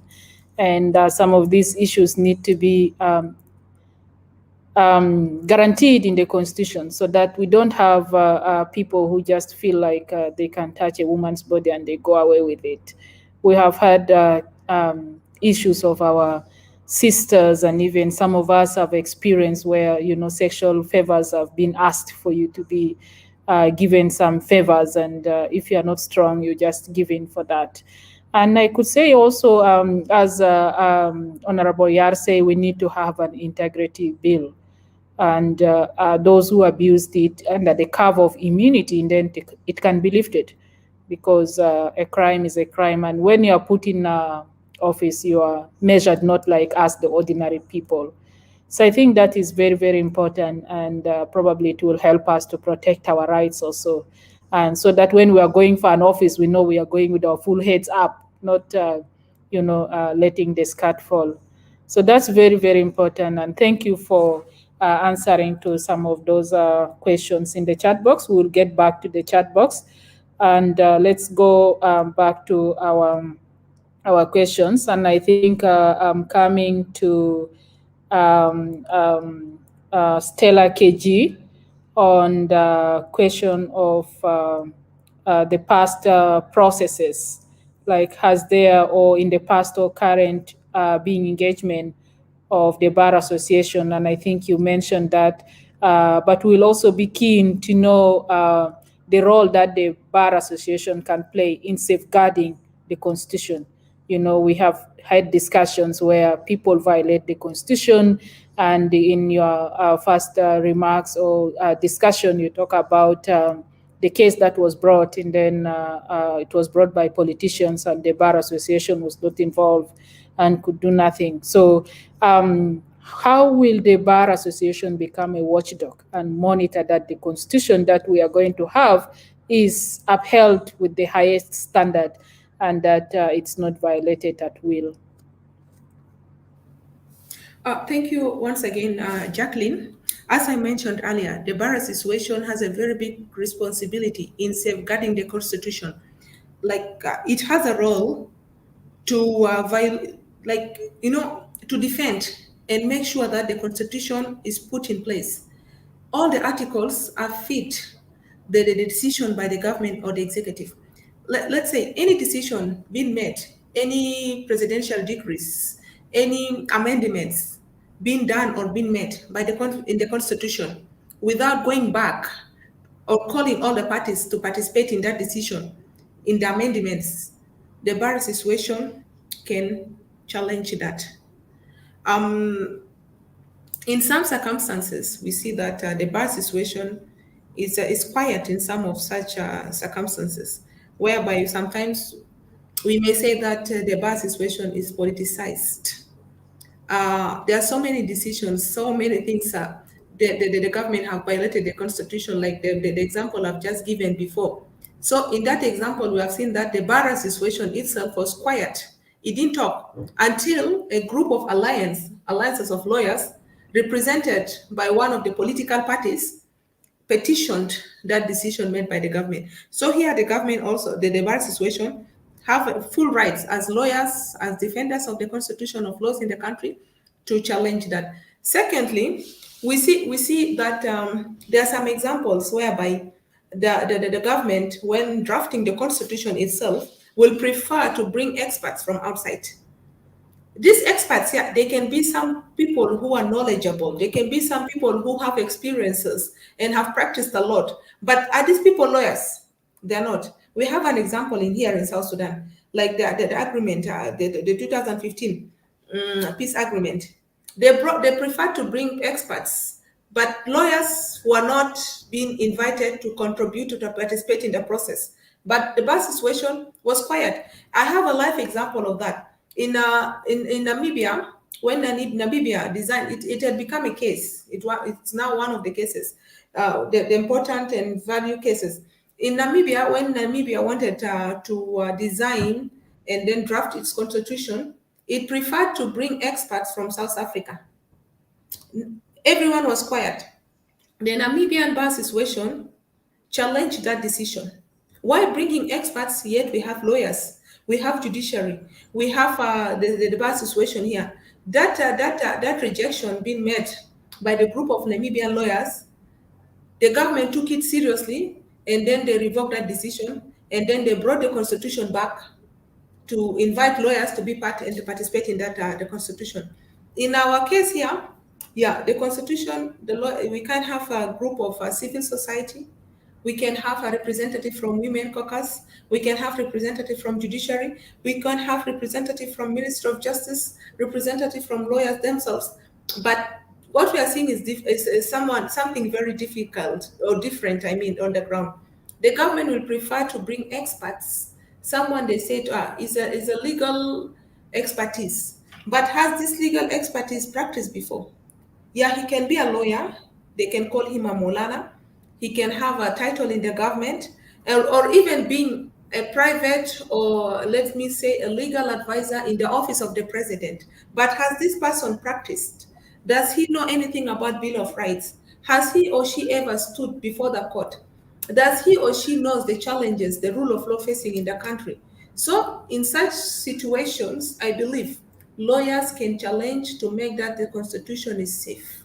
Because bringing these people, they can just pass the law, they copy and paste it, but implementing it on the ground will be another challenge for the lawyers. So this is something I just wanted to highlight. Okay, thank you very much. And probably Stella highlighted some of the important roles that the Bar Association can play. And this means كان في حاجة الغلط في الدستور. You remember we are supposed to have a constitutional court under the peace agreement. And this constitutional court is in to interpret constitutional matters. But in the absence of that, we say that the Bar Association also has a role to bring constitutional petitions in case certain things are violated. And the judicial reform also brings an important aspect of this, because constitutional court is very important in interpreting some of this. And this is also an area that women lawyers need to look out into. And I think still we can not stop to go back onto the issues that were raised around protection issues of women. And I'll be keen also to listen to Molana Christina Peter on what are the opportunities that the constitutional development process offer to address the issues of early and forced marriages or sexual violence against women. What are some of the opportunities there? Thank you once more for the chance. And I just want to say there is this workshop that was held in May of this year, and they came up with the resolution on the constitution making process. And we also have the peace agreement under Article 2, which guaranteed protection needs of women and girls and other vulnerable groups. And also under the same article, it mentioned that the parties to the agreement shall refrain from acts and forms of sexual and gender-based violence. So we have powers to come up with laws that will protect women and children. And also, given the fact that there is also under Article 5, the establishment of the hybrid court, I'm glad that Stella was mentioning issues about how people can report a person, even if the person is a minister or holding a position and so on. So the chance is now under the hybrid court, which is mentioned under the peace agreement, and it's going to adjudicate cases of violation of international law, and it goes beyond up to the GBV. So if there's any violation, we can file a case in that court, and we will find our rights. And also, in the constitution making process, there are committees that are established under the resolution, and the resolution is now taken to the Ministry of Justice, and there is the constituted National Constitution Review Commission, which are going to be composed of 57 members, and I believe 10 of them are going to be women. So I hope these women who are going to be part of that committee, they're not going to be there just as numbers to fulfill their affirmative action. We just want them to be the right people who are going to fight for our rights, and they're going to mention there what is needed for us in the Constitution.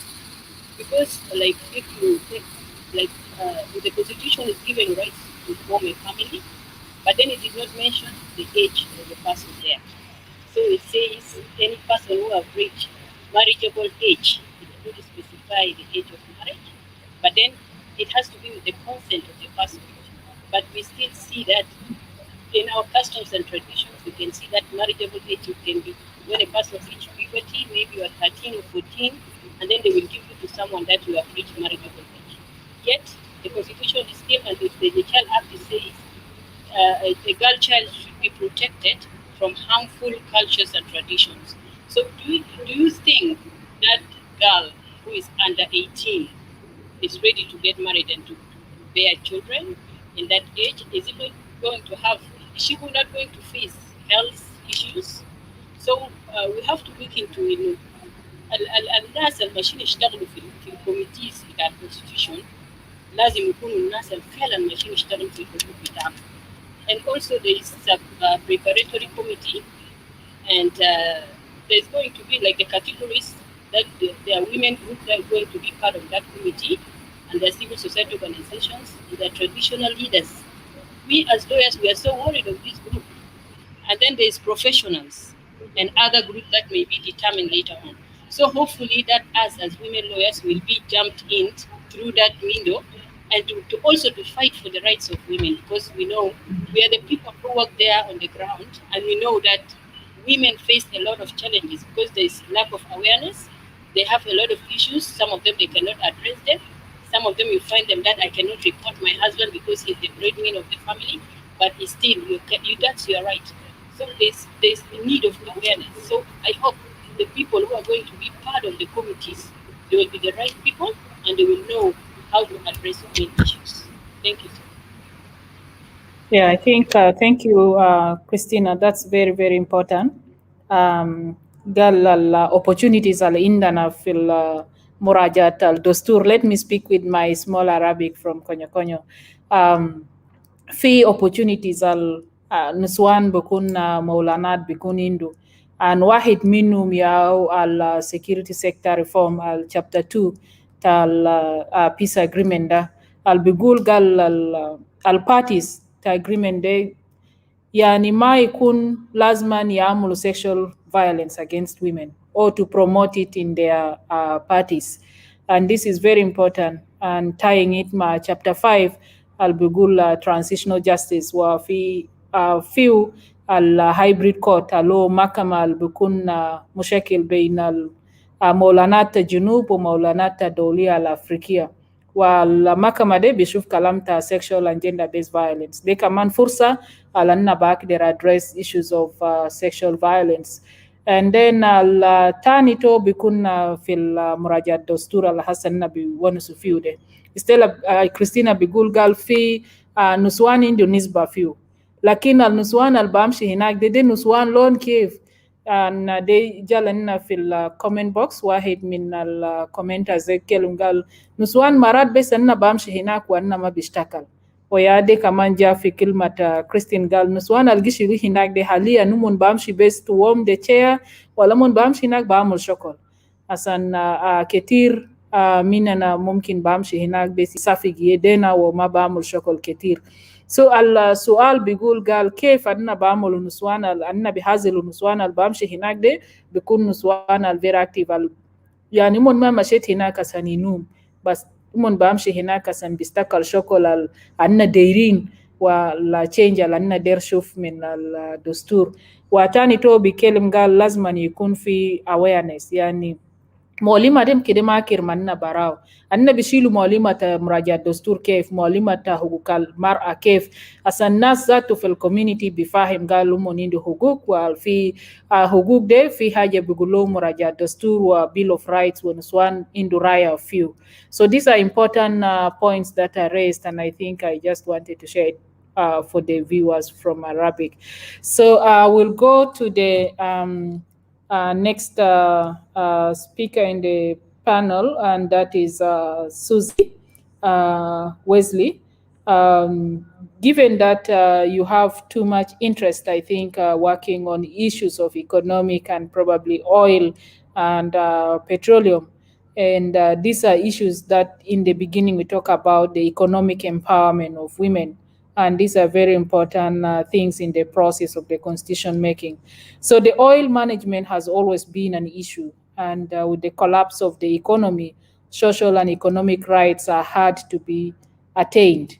So the issue of economic rights, social rights are very difficult because we are in this situation of economic crisis, and the oil management had been an issue. How can young people's voices and their opinion be raised on these issues so that economic rights and social rights are guaranteed in the Constitution.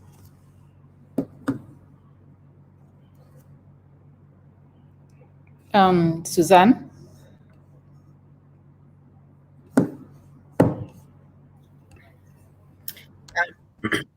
Yes, Jacqueline, thank you very much.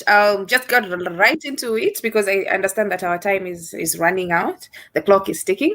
So when we talk about economic rights and we talk about social rights and their protection, we are looking into the environment we live in. We are looking into the South Sudan context. We focused mainly on oil revenues, and that is not coming through very well for us right now. We also looked at various other economic, activities that the country runs and which have been curtailed by COVID-19 most recently. So we find that this situation that we find ourselves in addition to the already straining economic situations that we face because of the war, we find that our citizens have lost their economic and social protection. Our government has not been held into account to take care of its people. So when we talk about social protection and we talk about economic protection, what are we talking about here? So we are talking about things such as income support. We are talking about things such as cash transfers. We are talking about things such as food assistance. This is some kind of, it's some kind of assistance that you give to your citizen to safeguard them from the effects of the economic crisis that they are facing now. You cannot have your citizens going hungry. We cannot have your citizens not having a source of income, yet it is not their fault that they are facing the situation they find themselves in. So most of our people, they don't understand that our government should caution against such things. For example, we can lobby the government to reduce taxes or to cut taxes completely from small businesses. So we as women, we look at businesses that women are leading, and we call on the government to hold taxation on that, for example, or to reduce taxation or to reduce the period at which taxes could be paid, so that it can caution the female business women and help them to have a sustainable income. Or we look at a tax bracket and look at the income that people get and exempt some brackets from paying tax, so that it can also cushion them from the effects of the economic crisis that we are facing. It's not only South Sudan that is facing this economic crisis, but it's in a global scale. And we find countries like even the US and most of the West are finding ways of cautioning their citizens. But we in South Sudan, our government is not doing much to support us, and our government is used to us asking for support through lobbying. If we ask, they can do something. But if we keep quiet, they assume we don't know, and so nobody takes it up. So right now, our citizens are suffering. Salaries have not been paid for a while. The youth don't have jobs. How can we call on the government to help us? Because it is... Yes, please. Okay, go ahead, please. Okay, it is our human right. It is our human right that we are socially and economically protected by our government. It is a human right. It is covered under the Universal Declaration of Human Rights. It is also covered under the international human rights standards that we are economically protected, as well as in the ISCA. It also provides that we should be economically protected. So how do we do this? We need to also look at issues such as transparency.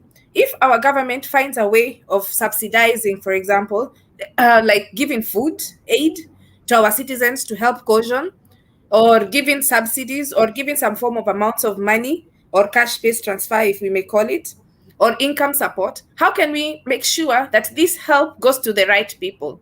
What criteria will be used to ensure that the most vulnerable among the vulnerable are supported first, and then the rest of us follow? So it calls on accountability. You make sure that there is accountability measures in place that we can use to hold the government accountable, to hold people in positions of power accountable, and make sure that the help goes to the required people, and it's not it's not lost in between. For example, if some amount of revenue from oil is put aside to help the vulnerable communities where the oil is being produced from, how do we make sure that that particular amount of money goes to these specific vulnerable groups? So if we don't have accountability in place, that is where we find situations where the money is transferred into accounts we do not know of, or it just disappears and the communities continue to suffer. And if we don't raise our voices, nobody is going to, if we don't raise our voices, nobody is going to, nobody is going to be concerned about what's going on. But the moment we make noise, we have seen instances where we make noise on social media and it develops some kind of response. The response is either negative or positive, but there is a response. Our voices are being heard. So when we look at lobbying, what kind of lobbying can we do? We can lobby our MPs like Ayar, and she can be our voice out there to call for some form of economic relief for us as youth, for us as women. We can do it on social media. We can talk to our partners, the humanitarian world. In South Sudan, it's the humanitarian world that is now supporting or doing the role that the government should be doing to caution us or to protect us from the economic hardship that we are facing now. We find that it's the humanitarian world or the humanitarian sector that is providing us with cash-based transfers, that is providing us with food assistance. Yet all this should be supplemental to what the government is doing for us. So let the government understand that it is their role and they need to take a upper hand in it. And we can only bring this by tabling it in Parliament. Yeah, this is on you now. If you could help us get this through so that it can support us as women and support us as youth, then we could go a very far. And now imagine if South Sudanese, all of us, were entitled to some kind of economic relief. Would we be suffering as much as we are suffering now? Would people be dying of hunger as much as they are dying now? Because I want to believe that our government has some amount of money that is still coming in as revenue stream. Let's use that to help our citizens instead of it going into the hands of a few. Let's use that. Instead of it going into the hands of a few, benefiting a few, yet the masses, the huge masses are suffering, So usually we talk a lot about human rights in terms of violations of our, things like gender-based violence. We talk about abuses in terms of killings, and such, but we don't look at the economic abuses that we are facing now. The fact that we are not being supported, the fact that our income is not coming through, the fact that we don't have social security, it's also a form of abuse. And we need to now take a notch higher and ask for these rights as well. As much as we are asking to be protected from some social, issues, let's also ask for protection for economic issues as well, because we cannot have a society that is economically paralyzed or that is economically broken. We will end up having more social issues because we lack ways of sustaining ourselves. So we enter into crimes, and women usually become victims more often than not. So I'm just trying to touch base. It's a huge topic to cover in just a few minutes, but I hope I've touched base on small issues here and there. And if there are questions, I could take that as well. So over to you, Jacqueline. Okay, thank you, Suzanne. I think everybody is commenting on the tax issue, and there are positive comments on raising up the issue of taxes. And I think this is one of the heart of the common women in South Sudan, and even our small business entrepreneurs who are trying to come up, who are women, and they face the challenge of taxation, which is very unfair. And in one of the discussions we had with some members of the city council, they were like, no, we take only small amount from the vegetable sellers just to keep the market clean. And I think those who are in Juba, how clean is our market.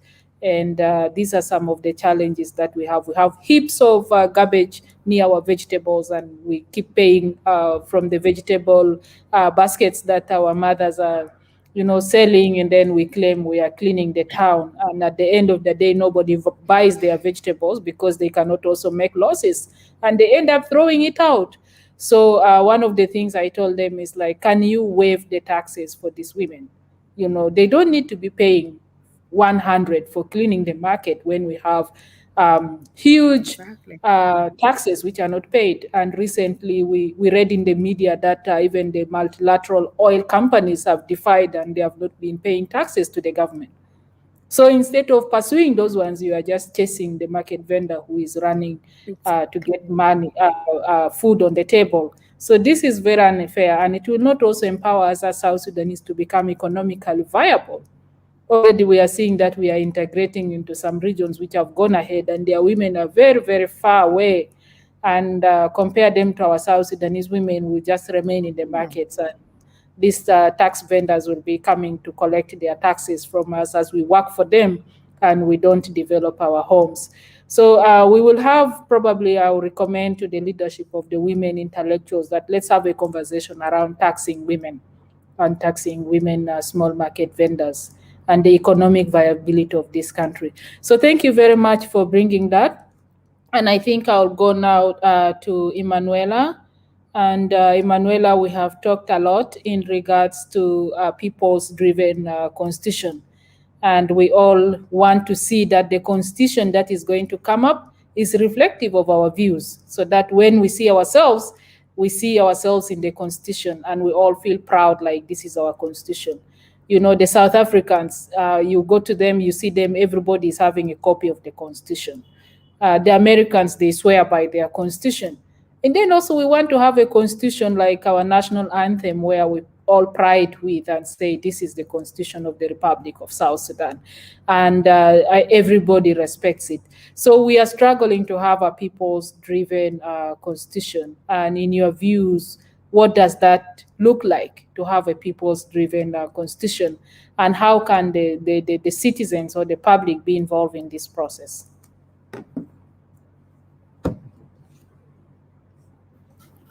Thank you, Jacqueline. I'm going to be very fast. We are, I think, against the time. It's important for us to have a people-driven constitution. We are not just making a constitution, or we are not just amending articles in the constitution, but we want a constitution that will bring in the opinion of every person, be it from the grassroots level. To me, people-driven constitution is one that will involve the following characteristics or the following aspects. One, there should be the aspects of transparency. In the whole constitution process, we need to be transparent, both the government and to the public. So there should be transparency in whatever that is taking place, so that the government. I think the network keeps interrupting. Okay. Can you hear me? We still have the floor for you, Emanuela.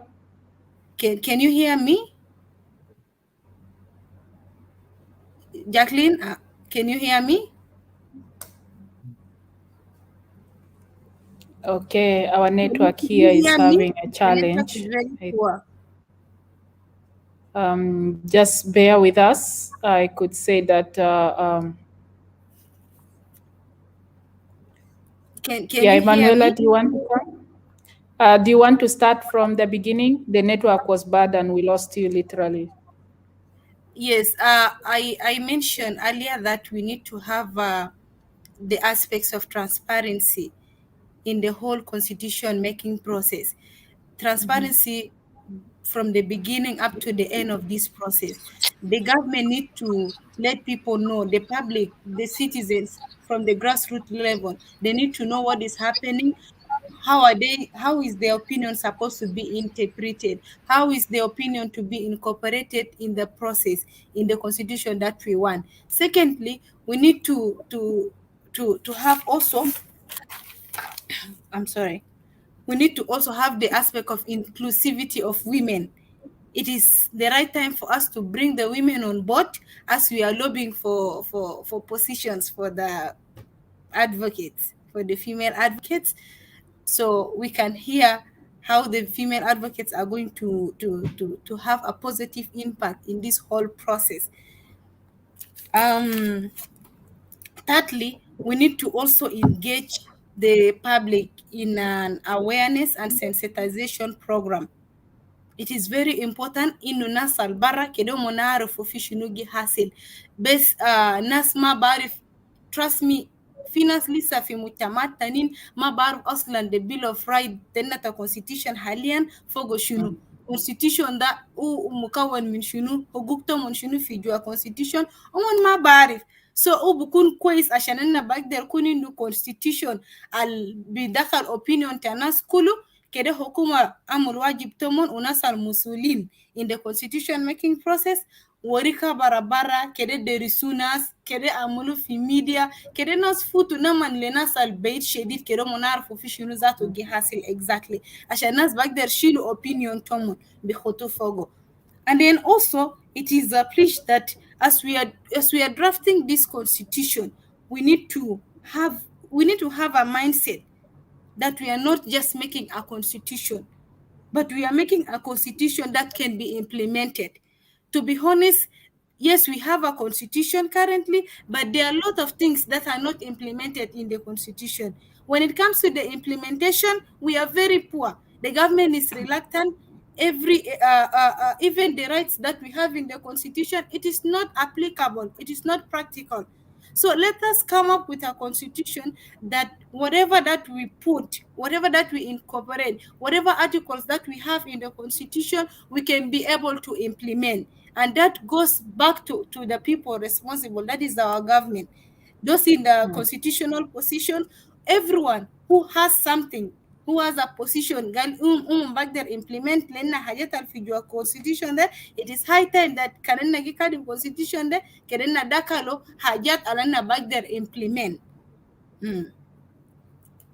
Okay. Thank you, Jacqueline.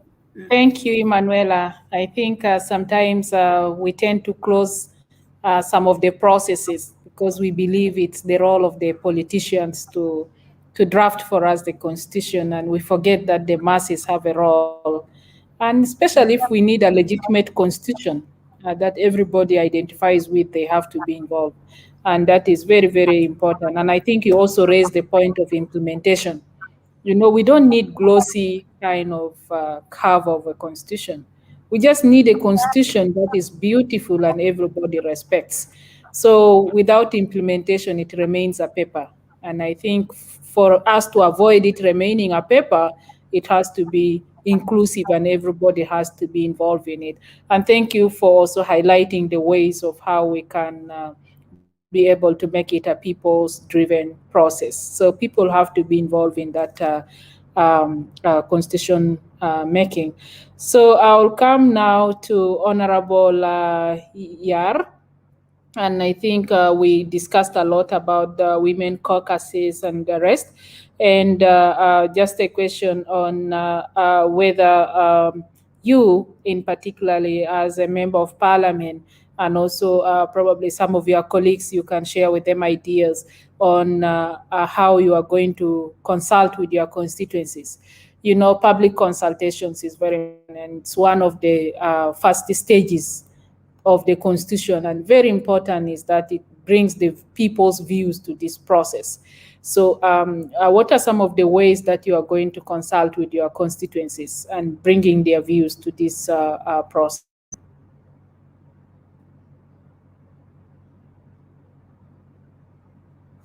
Honorable Yar? You know, I think, yes. I think we need to correct the fact that there hasn't been any transparency and accountability in Parliament. And I think I'll be one of the key advocates in pushing that this is changed. Citizens have a role in checking their representatives.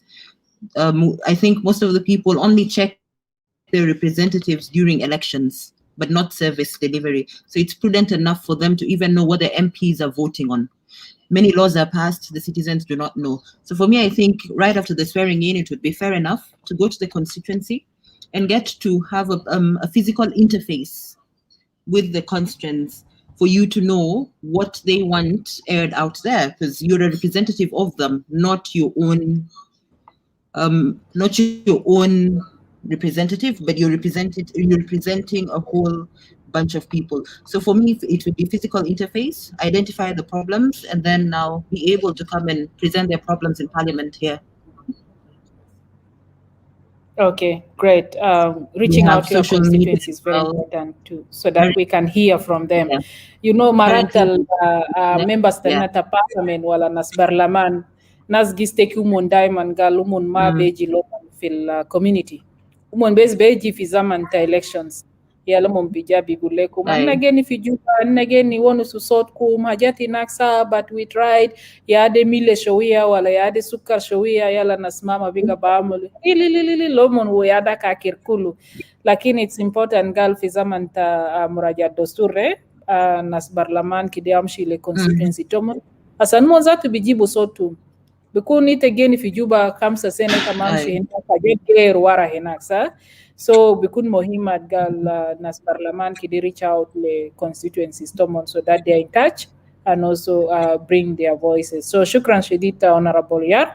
So we'll be moving on now to our concluding points.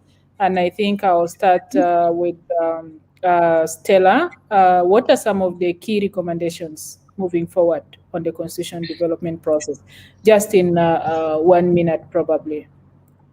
And then we'll come to Emanuela after Stella. Yeah, in regard to my topic, like I mentioned earlier, the bar association, I think the bar needs to organize itself. We have a bar association here in South Sudan, but it's not organized. Yeah, fi mahal bita bar association in Nendu, we already have the body. It is there. It has its president. It has its deputy. It has the secretary general, the treasurer. All these departments are there, but it's not organized. When I said it is not organized, like let me just give an example. There's no time that I've witnessed that the bar association have ever called for a general assembly meeting for all the lawyers. As lawyers, they sit and then they see, and then they enlighten themselves. How can we contribute to some of these challenges we're facing as lawyers? This is one. Number two, no audit had been conducted before. Yani Gurush al-Bar association, Bishilo, for getting for licenses. This money, where does it go? This money can help the lawyers in other states to mobilize, to conduct awareness. Even the lawyers themselves, they can come to radio shows. Fear Jamafi MPs tanin. I prefer sometimes I became Gari Parliament. It is good when they ask them as classes. Finas tanin, they don't know even what is the constitution, and they're in the parliament representing their people, their communities. Like these people, how can they advocate for the rights of their people? So it is not a task for the lawyers to do that. The lawyers can conduct awareness. The General Assembly for the lawyers is to be conducted here in Juba, South Sudan, but we have lawyers in other states. If you go to Warab, if you go to Yambio, you go to Tombra, you go to Lanya, these people, they are so ignorant. They don't know anything at all. So it is the responsibilities of these lawyers to carry out awareness on radio shows. Yeah, mama, itendo haktaki kan zolta ka moduleta batal ita be report. Itendo haktaki kan jenade abude gali jenade kelima ro medersa. Ita be report, ita be raw. Ishtaki abude zato fi mahakama عشان abude kelsi bulanu dostur dia kanun al-kabir fi dawla gali jena de lazim bagaraf madrasa itendo hak babu sugal binia de still under age dostur wonu suzede lanu kida nas bifahimu lakin kanana bikutu dostur as a bible. Sometimes people don't open bible. Dostur the bible, by the way, it is the main law in the country, so it's like a bible for us. It's a reference, it's the mother of all the laws in the country. We need to touch it. Anna bifahimu jamani dostur nation. Ita lazim baro fogatendo as a citizen of South Sudan. I'll not talk much because I'm seeing people we're winding out of time. But this is just simply some of the recommendations I would like us, especially the law South Sudan bar situation, I will emphasize on them to carry out this responsibility seriously to make sure that the constitution making process is being put in place. Okay, probably maybe it's high time that the women lawyers head the bar association, and then we can have one unified bar. So, Emanuela? Yes, in my final remarks, I would like to urge all the South Sudan women advocates. We have been having different groups and associations, but it's high time for us to come under one umbrella. We have an opportunity ahead of us. So in order for us to be ready and to position ourselves, it is best for us to come under one umbrella as South Sudan women lawyers.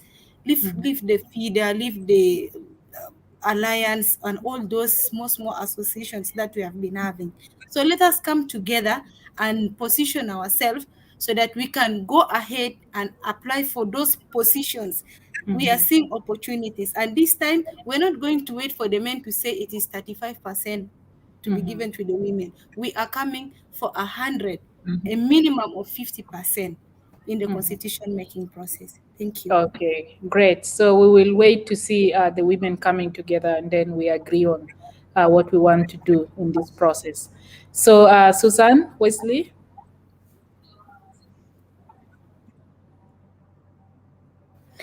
Yes, Jacqueline, my parting note is this. As women, we should not only focus on our women issues, we need to look beyond that.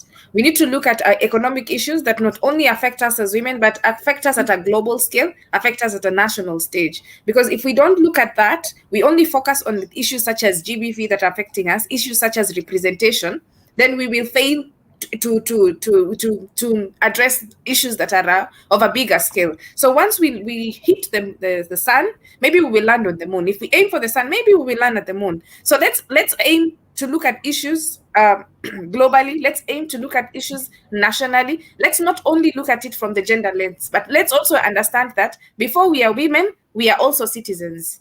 We are humans before we are categorized as women. So let's look at issues that affect us as human beings.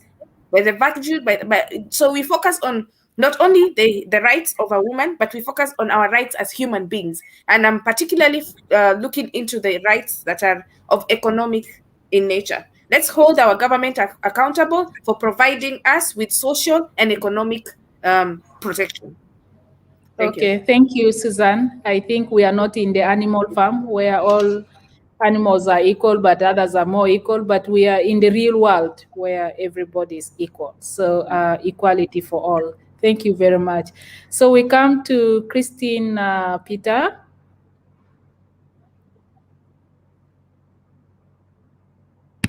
Okay, thank you so much, Jacqueline. I'm still smiling on what my former speaker said. Ogi Turju Gurus, Leneswan. For us, we are after rights, Leneswan.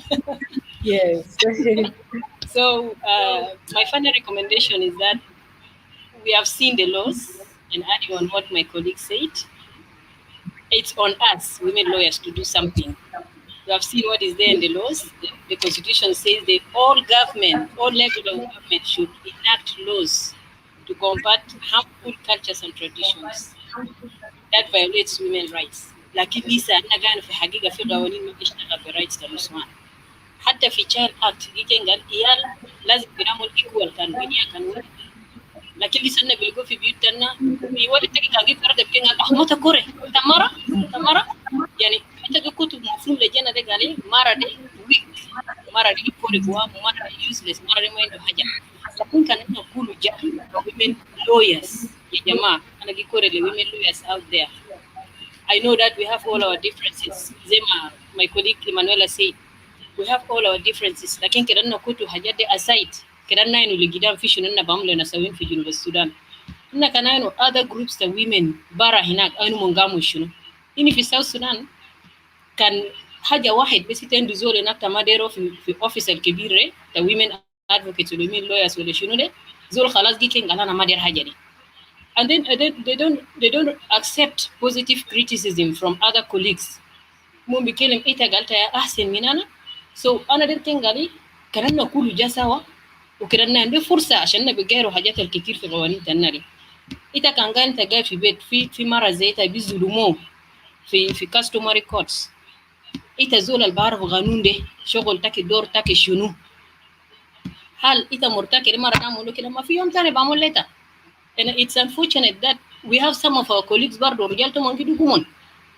Khalas anna bamul shunu ka women lawyers. Ya jamaa kidanna jasawa kan ita fi hinak you are not registered under any organized organization ta women lawyers. Please come out and register yourself. Knowledge take is power. Kananna ketir anna bagdaramul hajat ketir. There has a chance constitution making. Kidanna ja ndio munendu a resolution ne weri gali zola bekon part of the committee algija draft constitution ne lazim bikun indu wahid ithnain talata. Hal hajat de kan file tahal you will be the right person to fight for our rights. Lano kan tamol haja alquis magija leta bara ugiri jalanna kulu. The same as kan fwa haja batal be affect anna kulu. So this is my recommendation. I believe can asma kalam de mumbija. So thank you so much.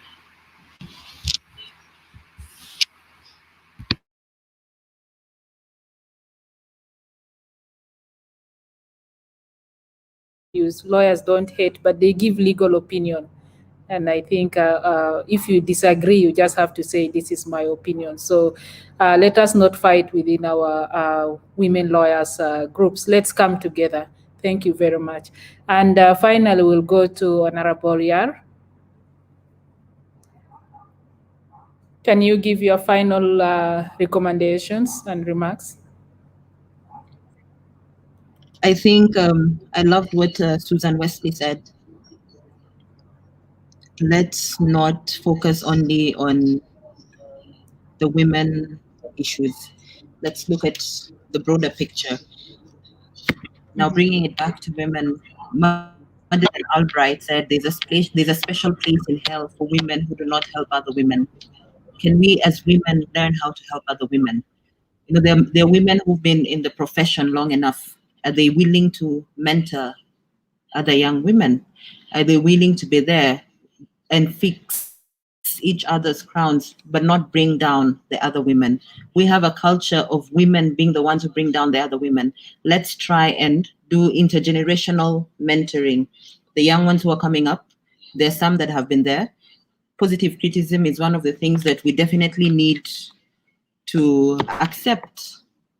It would be easier for me to come and tell Susan, hey, Susan, I think ABCD is wrong, and her not take it in a negative way. Then lastly, women rights need to be demanded. They're not going to be given to us on a silver platter. We need to work for them. We need to make sure we actually bring women of substance to the table. I usually feel really bad when we have women who go out there and just because we want to fill the 35% quota that is given to us, we're willing to take any woman. Let's start by getting women who are competent enough. And once we go out there with the male counterparts, we're on the same level. Expertise, we're all experts. If it's an ability to do something, we can do that. So let's support each other as women. That's my parting shot.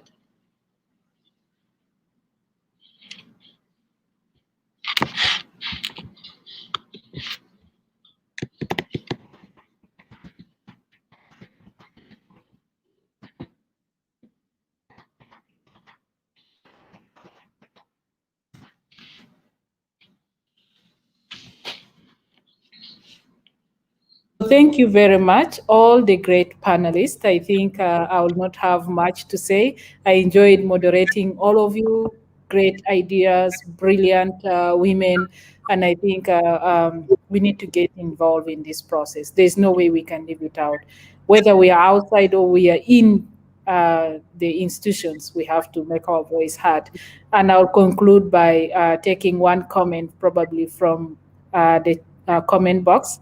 It's from Emmanuel Agustino, that this is a great discussion. Just want to encourage you all to keep up the wonderful work in promoting the rule of law and also enlightening citizens on issues of law and their constitutional rights.